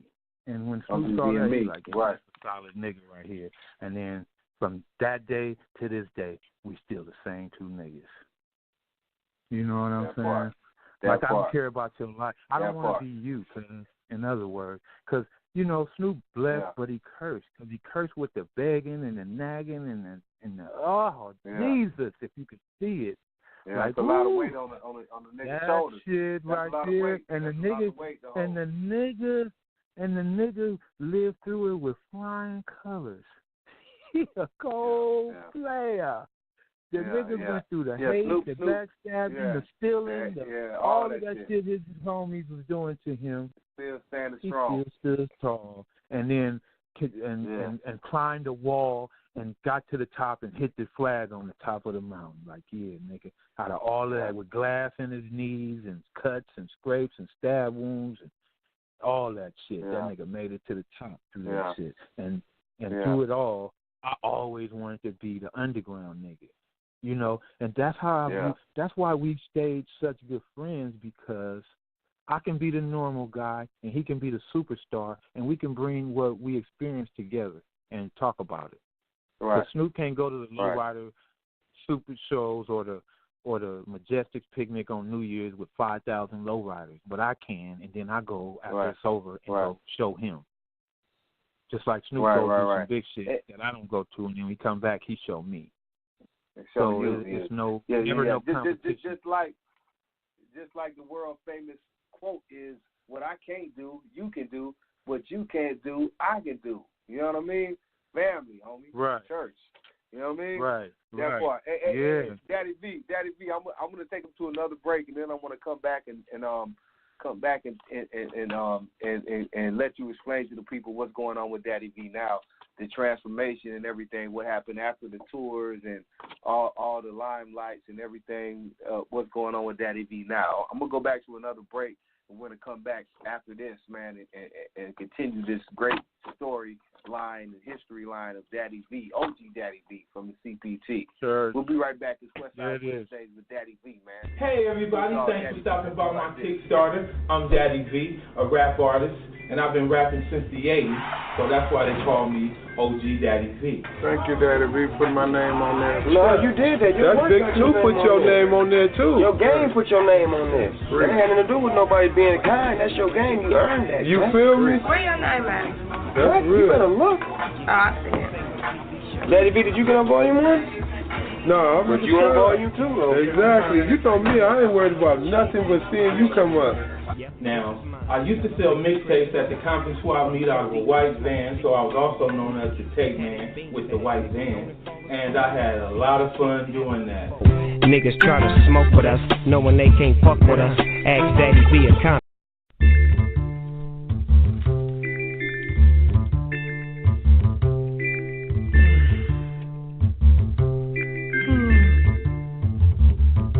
I wake up every morning to the sounds of music in the background. I jump out the bed with my bleezy, put my sack down. I grab a bud, break it up and split the swisher up and smoke, my nigga. You get the picture? Yeah, this ain't no TV show, boy, this a way of life. How you blowing, big dog? Every day and night. I spend about 100 G's on the finest trees. Yep, this is mine, smelling like it's Christmas time. I'm too deep, I smoke until your mind get weak. Had that bean bag, niggas gonna fall asleep. See, I done seen it happen before. Niggas try to smoke with us, knowing they can't fuck with us. Ask Daddy V a Compton OG about 4 years ago. At the studio, this little hoe fell on my floor. 1 puff, 2 puff, better give it up. See, doggy dog be smoking that shit that'll get you fucked up. What it do, what you want, just blaze me up. And fuck the police, them punks get paid enough to raise up off me. You know life's so hard. Why you pull me over, pig? I got my medical card. It's in the trunk of my car with the rest of the dope. I wish Clinton was in office. Didn't cuz you to smoke? Cuz Bush on some bullshit. My nigga hush, just be happy it's cracking and just keep blowing kush. Kush, kush, kush, kush. What are you smoking on? Blowing the kush.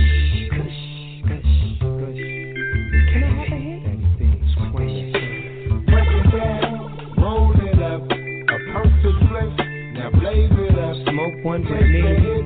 Another puff, now pass the shit. Yeah, that's enough. Smoke one with me. Chronic leaf, in stone. Thanks for keeping from Chateau or a whole. Now you know I like to smoke some and sell the rest. 1 puff for this purple kush is hurting my chest. I have to back up off of it and slow my puff down. A couple shots of Henny got me fucked up now. Where the bitches at? A perfect time for some brain. A hoe who down for a train, they can do the whole game. What's your name, ma? What's your thing, huh? Oh, I can see you infatuated by my chain, huh? You wanna smoke something? Well, go and roll this up. 1 puff for the stuff I had you shaking your butt, moving your waist. Whip a pill with so much grace. Come to my place, let a real G get a taste of that sexy chocolate mixed up with green. You know, a nice fast dream, if you know what I mean. We left the scene, come on, baby, down to give me some head. And when we got to the house, the first thing she said was, you ain't got no weed? Blowing the kush, kush, kush, kush. Can I have a hit? Daddy V, swing that shit. Purple kush, let it grow into a bush. Smoke one chop with me. It down, hang it up, let it dry. Yeah, that's enough. One up your mouth, swish your sweet, deadly black, and gangsta baby. Smoke one with me. Bones and stores and lights. Anytime, anywhere. Don't you see them niggas? They everywhere. Heavy smoke. Blaze it up, up. up in the cut, indica hazing up. Nothing for bomb, me and Daddy V, my nigga. Northern Hemisphere, Indo weed, my nigga. Straight from the motherfucking medical shop, nigga. Puff, stop, smoke until I drop. High as a kite, purple in that grape optimism. Snoopy corrupting Daddy Vizzle, Scully and Trizzle. A little bit of Kiefer Sutherland in the middle. I got a bad bitch, and she brought her own smoke to hit. Cool, we'll probably end up smoking all of her shit. I'm back on that original orange, smoking on zips. With a blunt to the head, my little bitch said, I wanna smoke you out, I just gotta sit down. Blowing the kush.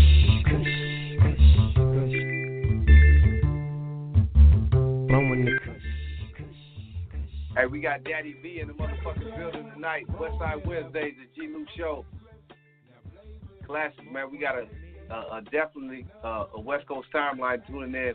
Everybody, if you want to holler at Daddy V, holler at us at 914-803-4001. I'm going to take you to another classic. Rest in peace to the homeboy Nate Dogg, man. We're going to do it like this. We'll be right back with Daddy V. Yeah. We're going to dedicate this right here to the late great Nate Dogg. Nate D-O-double-G. Yeah. We just want you to know this, Nate. What's that? From all your fans all over the world. Check it out. We won't forget when you taught us how to regulate. We won't forget when you showed us that the game don't win. We won't forget, even though we know that life goes on. We won't forget, you said never leave me alone. We won't forget, always see you riding through LA. We won't forget, I just wanna kick it one more day. We won't forget how you told us that it ain't no fun. We won't forget one of the coldest niggas under the sun. I'ma take a hit of this bone and play one of your songs. I got to know I'ma keep your memory strong and make sure your name lives on. Every day I'ma feel out on some D's in the California breeze. Then I'ma smoke some weed, bumping Nate D-O-double-G. Every day we won't forget when you told us not to love no hoe. We won't forget when you first blazed up that Indo smoke. We won't forget the way you like to play with Annie Man. We won't forget the Navigator limo sitting on MLK. We won't forget when you first introduced us to your name. We won't forget the only hoe you loved was Mary Jane. We won't forget when I saw you up that VIP. We won't forget my nigga Nate D-O-double-G. I'ma take a hit of this bone and play one of your songs. I got to know I'ma keep your memory strong and make sure your name lives on. Every day I'ma feel out on some D's in the California breeze. Then I'ma smoke some weed, bumping Nate D-O-double-G. Every day we won't forget. No, we won't forget. Just thought I'd let you know. We won't forget. You always care. Hey, that's Daddy V. Give it up for the legendary Nate Dogg right there, man. Check this out. I got one more I got to give to y'all, man. We got to do it for Nate Dogg one time. Check this out right here, man. What's up? Yeah. You tuned in to the Budheads mixtape, and this is Volume 1. Tell them what's happening. It's 2009, going on 10.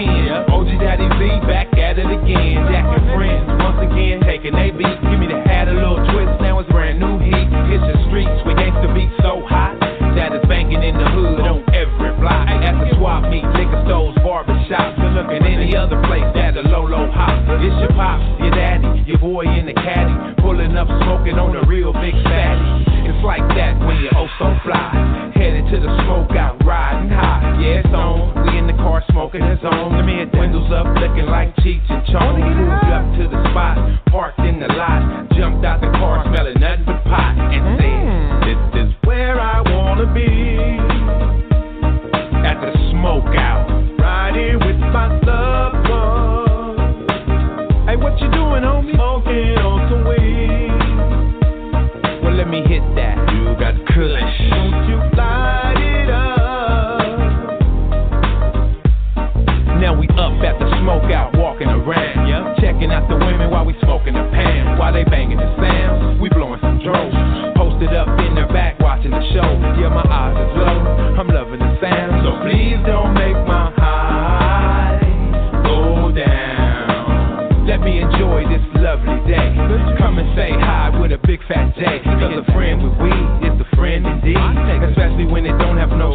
seeds, just fluffy buds, nice and fat.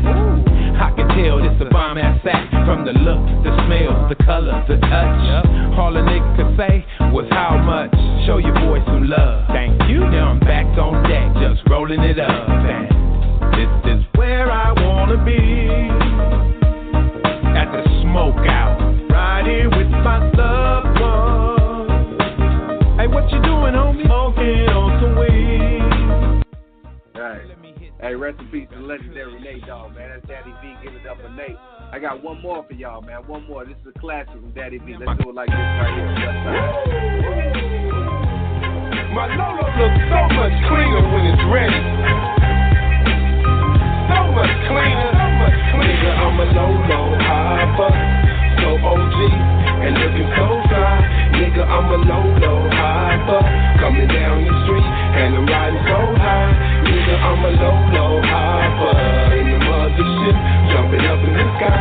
Nigga, I'm a Lolo hopper, running back and side to side. Me and mine riding in a 63 Chevy, and I can see them pointing saying that's Daddy Vizzy. And I don't give a fuck if all the haters mad at me, as long as they don't try to come up and jack me. I hope they know a nigga coming straight out of Compton, and knowing that I'm never leaving home without my gun. I always stay ready and prepare for that G shit. If you even think about it, I let the gas spit.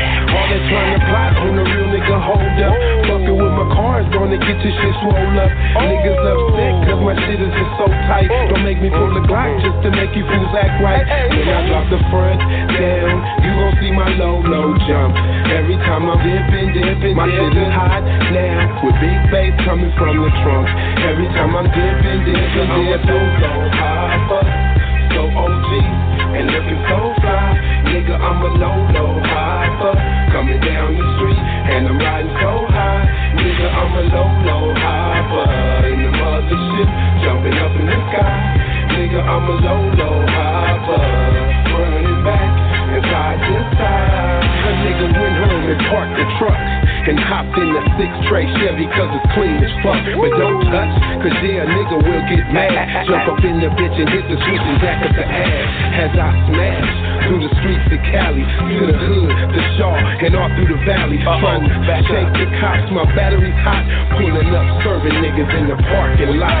Lick one, lick two, taking off on front. Let me show them what that all-4 undercarriage look like.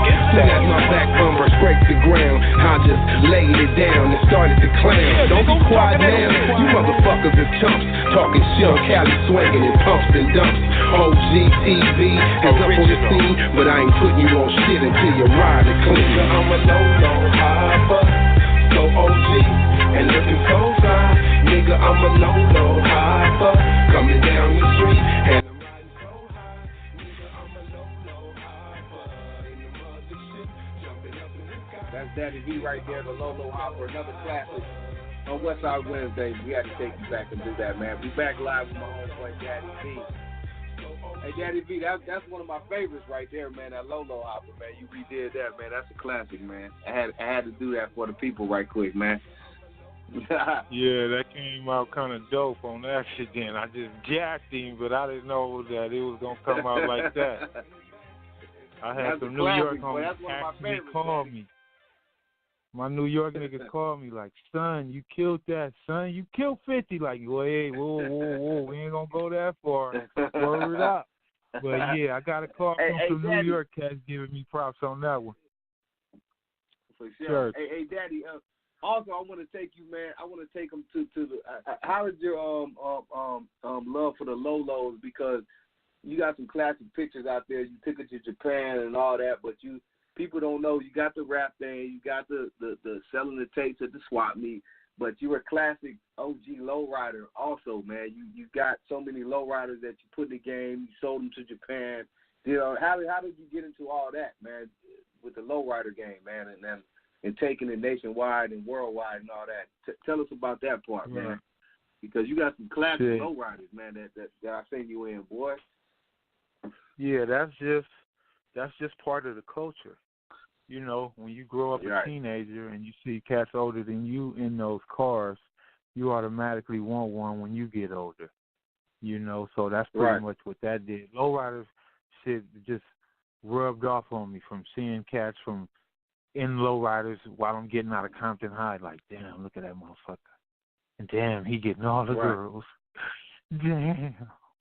You know what I'm saying? Right. Cats jumping out of lowriders in the Sergio Tacchini and the Fila sweatsuits with the Turkish ropes and the white gold loan and the Turkish rope earrings. Nigga, I'm like, I need that. So it automatically rubbed off. When I got older and got me some bread, them clothes bought me my lowrider. And then what was fucked up about the lowrider with me was I didn't really get hands-on with it. By the time I put together a lowrider in 2001, I was full speed ahead running with Snoop. So I was basically gone with him on tour, and while I'm gone, my Japanese partner putting my lowrider together for me.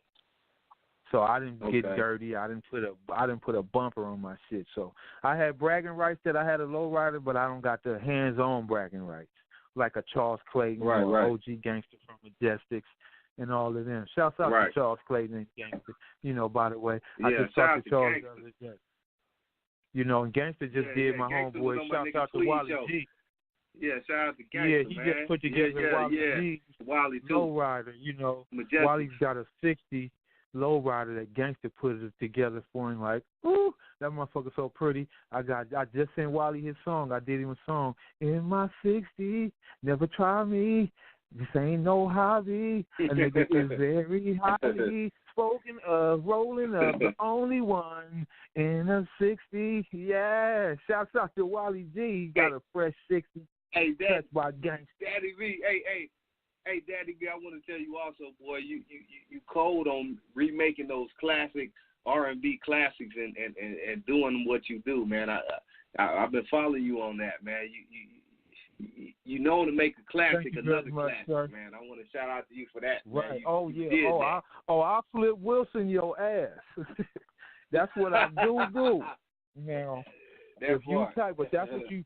But that comes from me putting out music and mixtapes all of those years, listening to Marvin and the Izies, all the way to Chubb Rocks and the NWAs to the MC Hammers and all of that.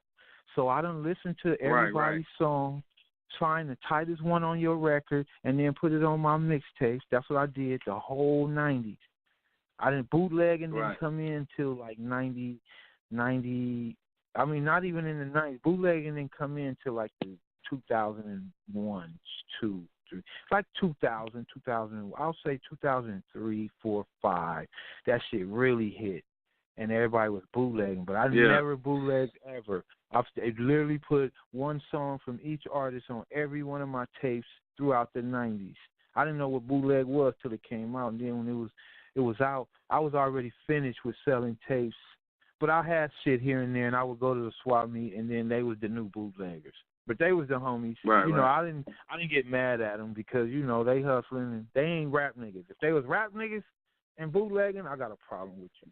But I can't go around policing niggas and knocking over niggas shit, talking about, nigga, you ain't Tupac, motherfucker. You come get your ass dealt with. Because bootleggers to oranges to selling dope to whatever, a nigga got to eat. And who the fuck is you to stop anybody from eating? So it came in. I didn't like it, but I didn't do it. You know what I mean? Daddy, you ain't got the whole DJ Quick. You ain't got the whole Snoop Dogg. Like, nigga, how I'm going to sell Snoop's album and be over there with him? That's a nigga that gets struck by lightning.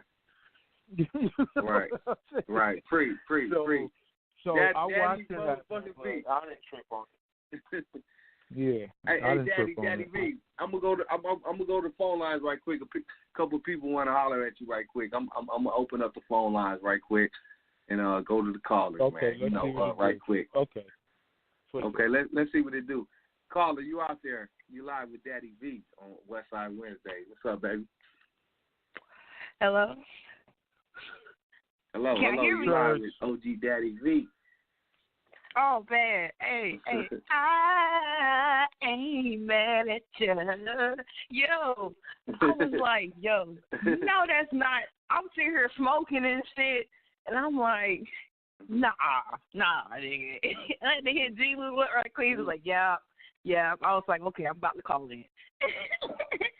I just had call you and just say, man, I love you, man. I love everything that you did and that and all that. You know what I'm saying? I'm here on the East Coast and stuff, but I'm really loving y'all West Coast style, everything, how y'all talk, everything, music, all that. It's all love. That's what's up. Shouts out to everybody on the East Coast, because, man, do I fucks with y'all. You know what I'm saying? It's all gravy. We're going to show y'all that country cooking love. You know what I'm saying? Yeah, we need all that. It's all gravy. Yeah, tell everybody out there, you know, the West Coast still down to the fullest with the East. You know, all the way. You can't spell the West without the ES, as Snoop always say. That's right. So y'all tied to us for life. Oh yeah. Much love, man. Much love. I love everything about y'all culture, everything. You know, it's different. So much respect to you too with all your work you've done and everything. I've been listening to you all night, just talking, trying to listen to your interview and stuff like that. Get to know you as a person. So did you take something from this interview? Did you get some knowledge and some history? My boy been putting it down. Daddy V been putting down this history and knowledge, man. I hope everybody was able to grasp everything my homeboy said. Because Daddy V, you gave him a whole lot, Daddy V. You know what I mean? So I hope they were able to get it all. You know what I mean? I hope they were able to take it all in. Drop of life. Yeah, he definitely showed that. It's a lot of, you know, he came from an era where we never knew, you know what I'm saying? So just to hear him speak about those things, man, is monumental. For me, it is. You know, I'm a producer, so, you know, I'm listening. It's like sitting down and listening to the founders of hip-hop, you know what I'm saying? So much love and respect to you, man, for real. It's all good, and we open to help. Like I was telling him at the start of this interview, I'm down to help everything. I mean, I'll help any and everybody, but I'm really down to put some energy towards helping people under 25, because, you know, they really need that guidance to, you know, to save them from making some messed up moves, because, you know, the music industry is super cold. But the good thing now is y'all don't have to be worried about a record deal no more. You can just get popular from using the internet, getting distribution online, and pushing yourself as a producer. Because if, what's his name? I always said I watched him even come up on World Star and blow up. What's the white rapper? Who that? Riff Raff. Is it Riff Raff? Oh, yeah. Riff Raff. Ain't that the white dude, white rapper? Yeah, Riff Raff. Yeah. If that motherfucker can come up and get rich, knock it off anybody that raps. Shut the fuck up. I don't even want to hear it. Because if he can rap and get rich, him, Lil B, all of them, them the ones that's not so, you know, my era, but them motherfuckers came up. So whoever you are as a rapper, find your fan base and do your thing. You don't really have to listen to an A&R no more. You can just go viral yourself. Get yourself known in your city, get yourself known in your state, and then travel the world. That's the level. If your city don't know you, they don't know you at the grocery store and the barbershop and by the wash house and at the, you know what I mean? You ain't doing shit as an artist, because if they don't know you at your church and all that, what the fuck are you doing as an artist? Yeah. Right. You know, so your people gonna show you that you're a good artist. That part. Hey, this is the legendary Miss BBC, my homegirl. She putting it down out of South Kakalaki, ATL, all that, and she doing her thing. Miss BBC, we love you, and we thank you for checking into the show, and we fucking with you. Daddy V fucking with you, and I'm fucking with you. Much love, baby girl. I'm gonna go to this next caller right here. This is the homeboy OG Tweed Cadillac from the Penthouse Players, man. He want to check in and holler at you right quick, Daddy V. Oh, hold on right quick, BBC. Yeah, this the OG right here. Tweed, what's up, baby? Oh, what's up, man? You ain't got to introduce me, man. That nigga Daddy V know me from corner slacks. That nigga know me from corner slacks. Exactly. We go back like crocus sacks, man. Although I can't come to your house no more, because when we left your house, the fucking sheriffs, Boy, you have a safe environment. Your city is completely safe. I will definitely have to say that, man. Hey, man, but the reason I really called in, man, I'm super proud of you, man, because everything that you listed right now, I kind of lived it. I know your grind. I know everything that you spoke on, and man, I pride myself off of you as well because you have paved the way on independence in a real way, man. Because I watch you make the moves. People talk about I'm making moves. Nigga, you been making moves for 20 years consistently. Plus, so man, that right there is commendable. But what I really want to say, I'm so proud of you, man, because you sit next to Kevin Slow Jam and James, and that's kind of like been a mentor to me too. That right there was like, damn, Alibaba, Daddy V in the house, and look, you talking about all that Japan shit. Nigga, you got accent in France. We need to speak on that. You got nigga France love this nigga, just like France love this nigga, just like Japan. Man, exactly. That's my second nigga, one right France there. is, man, Alpha, man, and man, all our folks in France, man, show me a great time. Look, shout out to we gotta talk about my boy Slim. For real, that nigga's he the truth. He the truth. He like the DJ Quick of France. Exactly. Man, hey, man, much love, man. Man, we're gonna chop it up, man. We're gonna have a drink and do something together, man. Much love, sir. Much respect. Just hit me up on some shit. I need to come on the Tweed Cadillac show. You ain't hit me up. It's been a minute. Last time we talked, you know I was they do it full on Tweed Cadillac. Exactly. I got you, man. We gotta chop it man, up. Give me something hard to do. Nigga. That ain't nothing. I got you. Yeah. Holla at your boy and shit. I'm coming through. It's nothing. Dumb dilly. One love. Okay. One love. Hey, to the gangster Crippolini. Where Crippolini at, man? Put that nigga on the phone. Hey, Crippolini, I don't know where he at, Tweed. Hey, but Tweed. Before we check out, tell him tomorrow night, man. Hey, we got the legend. Hey, Tweed, tell him what's going down on your show tomorrow night. I got a plug. Tomorrow night. Rose Royce, tomorrow. Man. Come on, man. Man, Rosewood, okay. They gonna do their thing, but what I'm really impressed with, I got the stylistics, and I have a jazz artist by the name of Dexter Wansell coming as well. And you might want to Google him. If you don't know who Dexter Wansell is, I know who that is. Come on, I know you do, but I just tell you, Dexter Wansell wrote Nights Over Egypt by the Jones Girls. He wrote If Only You Knew by Patti LaBelle. He wrote the Soul Train theme. He's from Philly. Man, he the man, homie. He the man. I'm telling you. That nigga get publishing checks. That's who Let me get publishing checks since 1976. Exactly. Since 1976. That's for life. And when they coming in the quarters, and when the checks is coming in the publishing quarters, they lumpers. They lumpers, baby. But yeah, man, I've been chasing this cat for like 3 months, and he finally said, "Damn, Tweed, you are so persistent. Bless you." So God is good, man. Yeah, God is good. Exactly. When I saw your ass. Yeah, when I saw your ass how to get that writing paper. Have him teach some youngsters how to get that writing paper. You know, everybody don't have to be a rapper. You can be a writer and get just as much bread as a rapper. Hell, man, who you telling? But man, when I saw your ass sitting next to Kevin Slow, Jimmy James, because that man kind of laced me to the game as well. He kind of like been inspiration for me as well. When I saw your ass sitting next to that nigga doing your thing, I'm like, damn, somebody gonna win. As long as a nigga wins, I know I'm super happy, man.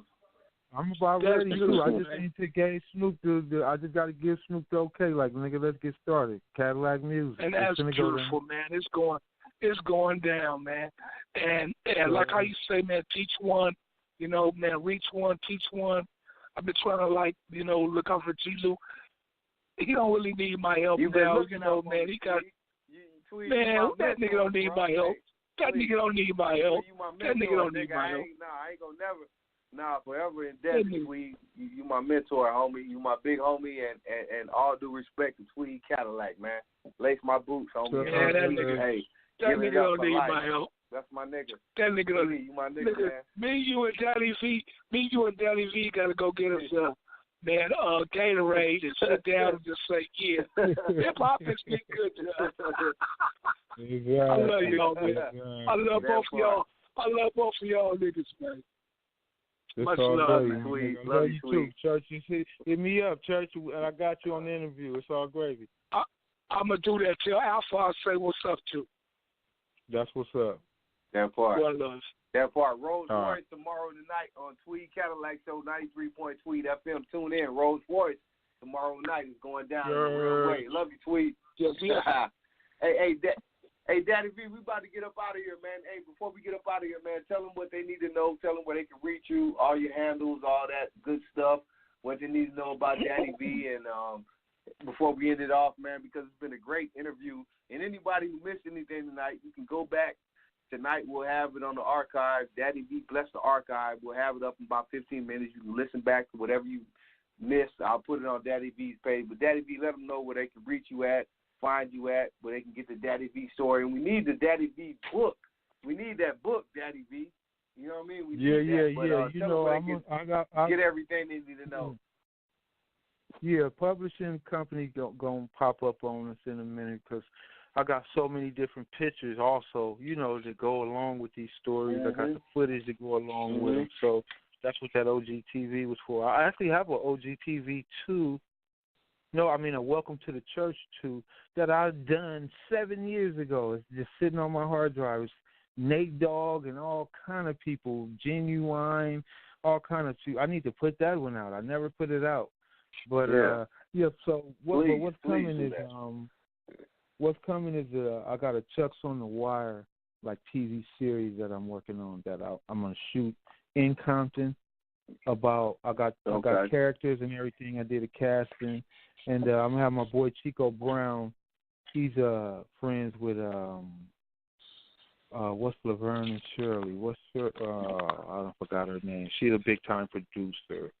But they looking at my show right now. So I got a Chucks on the Wire TV show coming up. You know, I'm still doing mixtapes. I just dropped 3 different weed CDs, mixtape Strains, The Collective. Okay. Oh, I didn't drop it yet, but and then I'm getting ready to release my last weed CD called Jungle Love. Because I got like 70 weed songs, so I'm good on weed right now. So I got a few of those coming out. Getting ready to bring the G-Way clothing back. You know, getting ready to do my little DJing debut as one of the blenders with Snoop's DJ group on Cadillac Music. Gonna have my own little radio show on Cadillac there, Music. on Snoop's radio show. It's Cadillac Music. It's on Dash Radio. You go on dashradio.com, and then you got all of the different radio shows, and you just scroll down to Cadillac Music, click on, and bam, Kevin Slow Jam and James. Daddy V is coming with my show, and then Snoop coming with his show. You know what I mean? So we're working on that right there. Yeah. And other than that, just setting up companies, getting ready to just start some new companies, which is a clothing line, internet.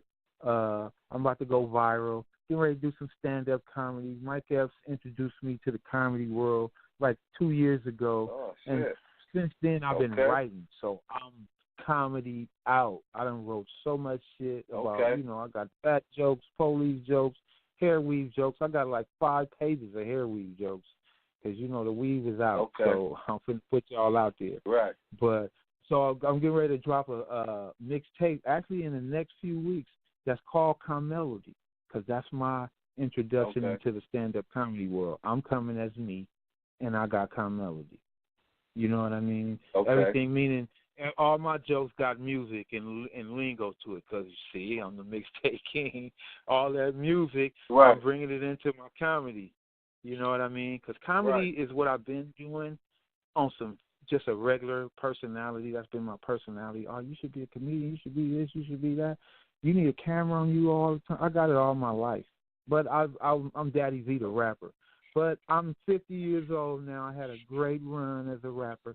Now I'm getting ready to walk into the stand-up comedian world with my boy Mike Epps, Alex Thomas, fuck with Red Grant. I fuck with all. I know all of the comedians. I'm just not doing what they're doing because I got to come in swinging. I got to give people headaches and stomach aches to, be accepted because it's like a basketball player trying to be a rapper. Like, hold on, nigga, you better stick with basketball. Or same thing, rapper trying to be an actor. Or, some people accept you, some people ain't good enough to do it. Me, I've been funny my whole life, so now it's trying to give them some calm melody. So y'all look out for that calm melody mixtape by OG Daddy V. You know what I'm saying? If you want to catch me, I'm on Instagram at OG Daddy V. I'm rarely on Twitter. I got a Twitter at OG Daddy V, but I'm rarely on there because Trump on there. You know what I'm saying? And fuck Donald Trump. Fuck Trump. Yeah, nigga, fuck Donald Trump. So you can catch me on Instagram because I don't want to be scrolling on there and listening to all that white power, white supremacist bullshit. I'm a peaceful guy. I like good vibes. I like every single race. I like to travel the world, and, I ain't with none of that bullshit. I'm a positive spirit all the way through. Right. So there it is there. Anybody want to holler, come holler at your boy, man. I got songs for you. I got designs if you need designs, if you need ideas, all that, man. I'm an open book. Come get a read. Church. That part. Daddy V, man, it's been a great show, man. I thank you. Hey, Daddy, I thank you, man, for just taking your time out to bless the show, man. Anybody who missed the show tonight, I'll put it up on Daddy V's page in a minute.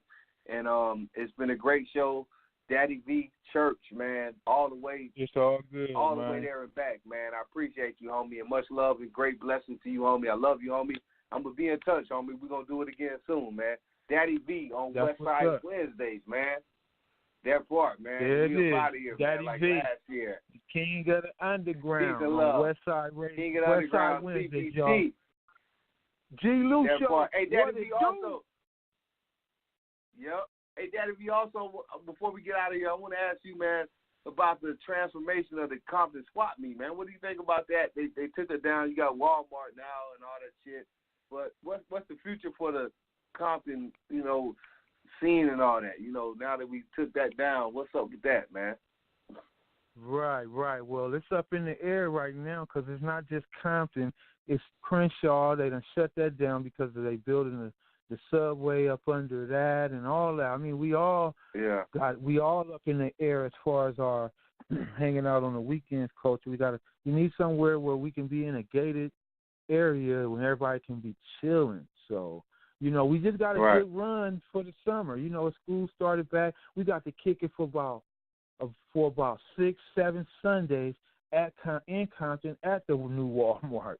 So they shouts out to the new Walmart for letting us be back there all that time. You know what I mean? And I got it all on video and all on tape.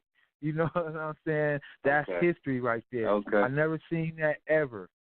That many people coming every Sunday to Compton to hang out. So I'll be putting out a DVD of some OG TV hanging out in. Okay. And Daddy V, one time we lost Daddy V, man. But we up out of here. Daddy V, Westside Wednesdays, the G-Lew Show. Peace and love.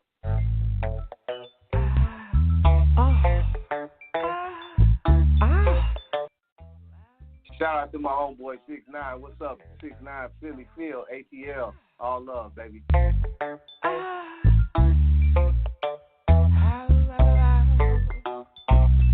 DPG is down with us. X to the Z is down with us.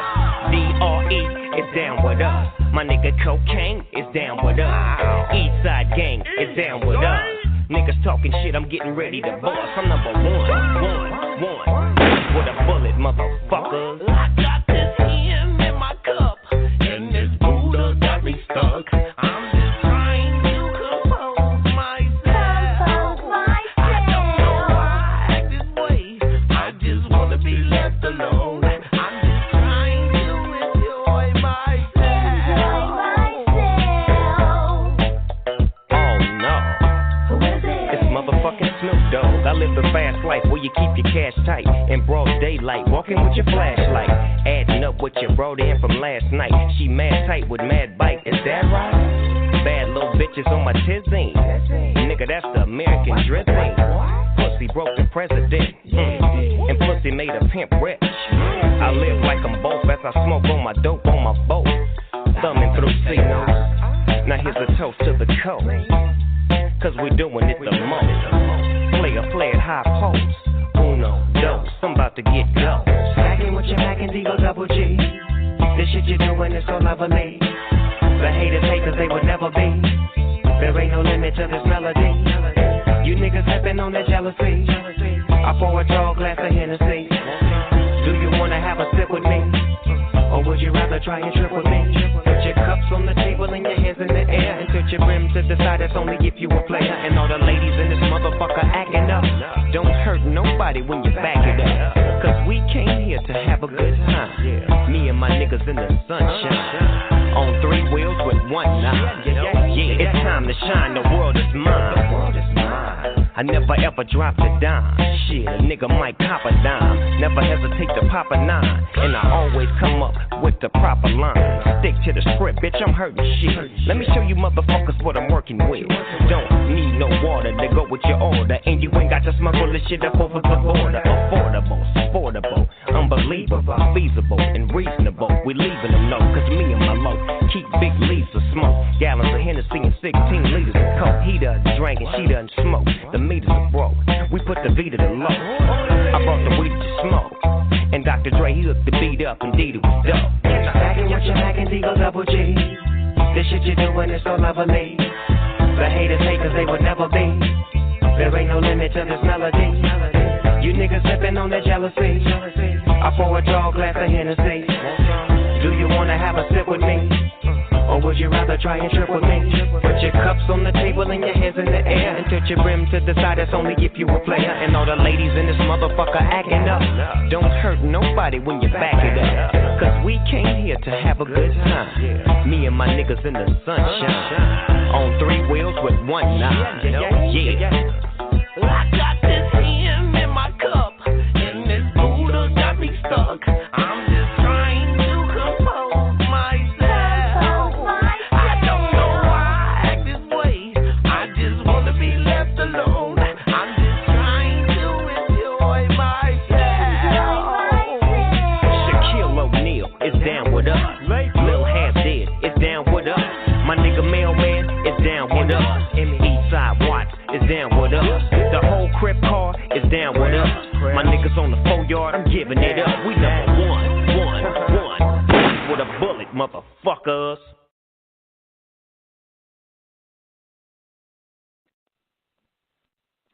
You gotta be so cold to make it in this world. Yeah, you're a natural, living your life cutthroat. You gotta be so cold. Yeah, you're a natural.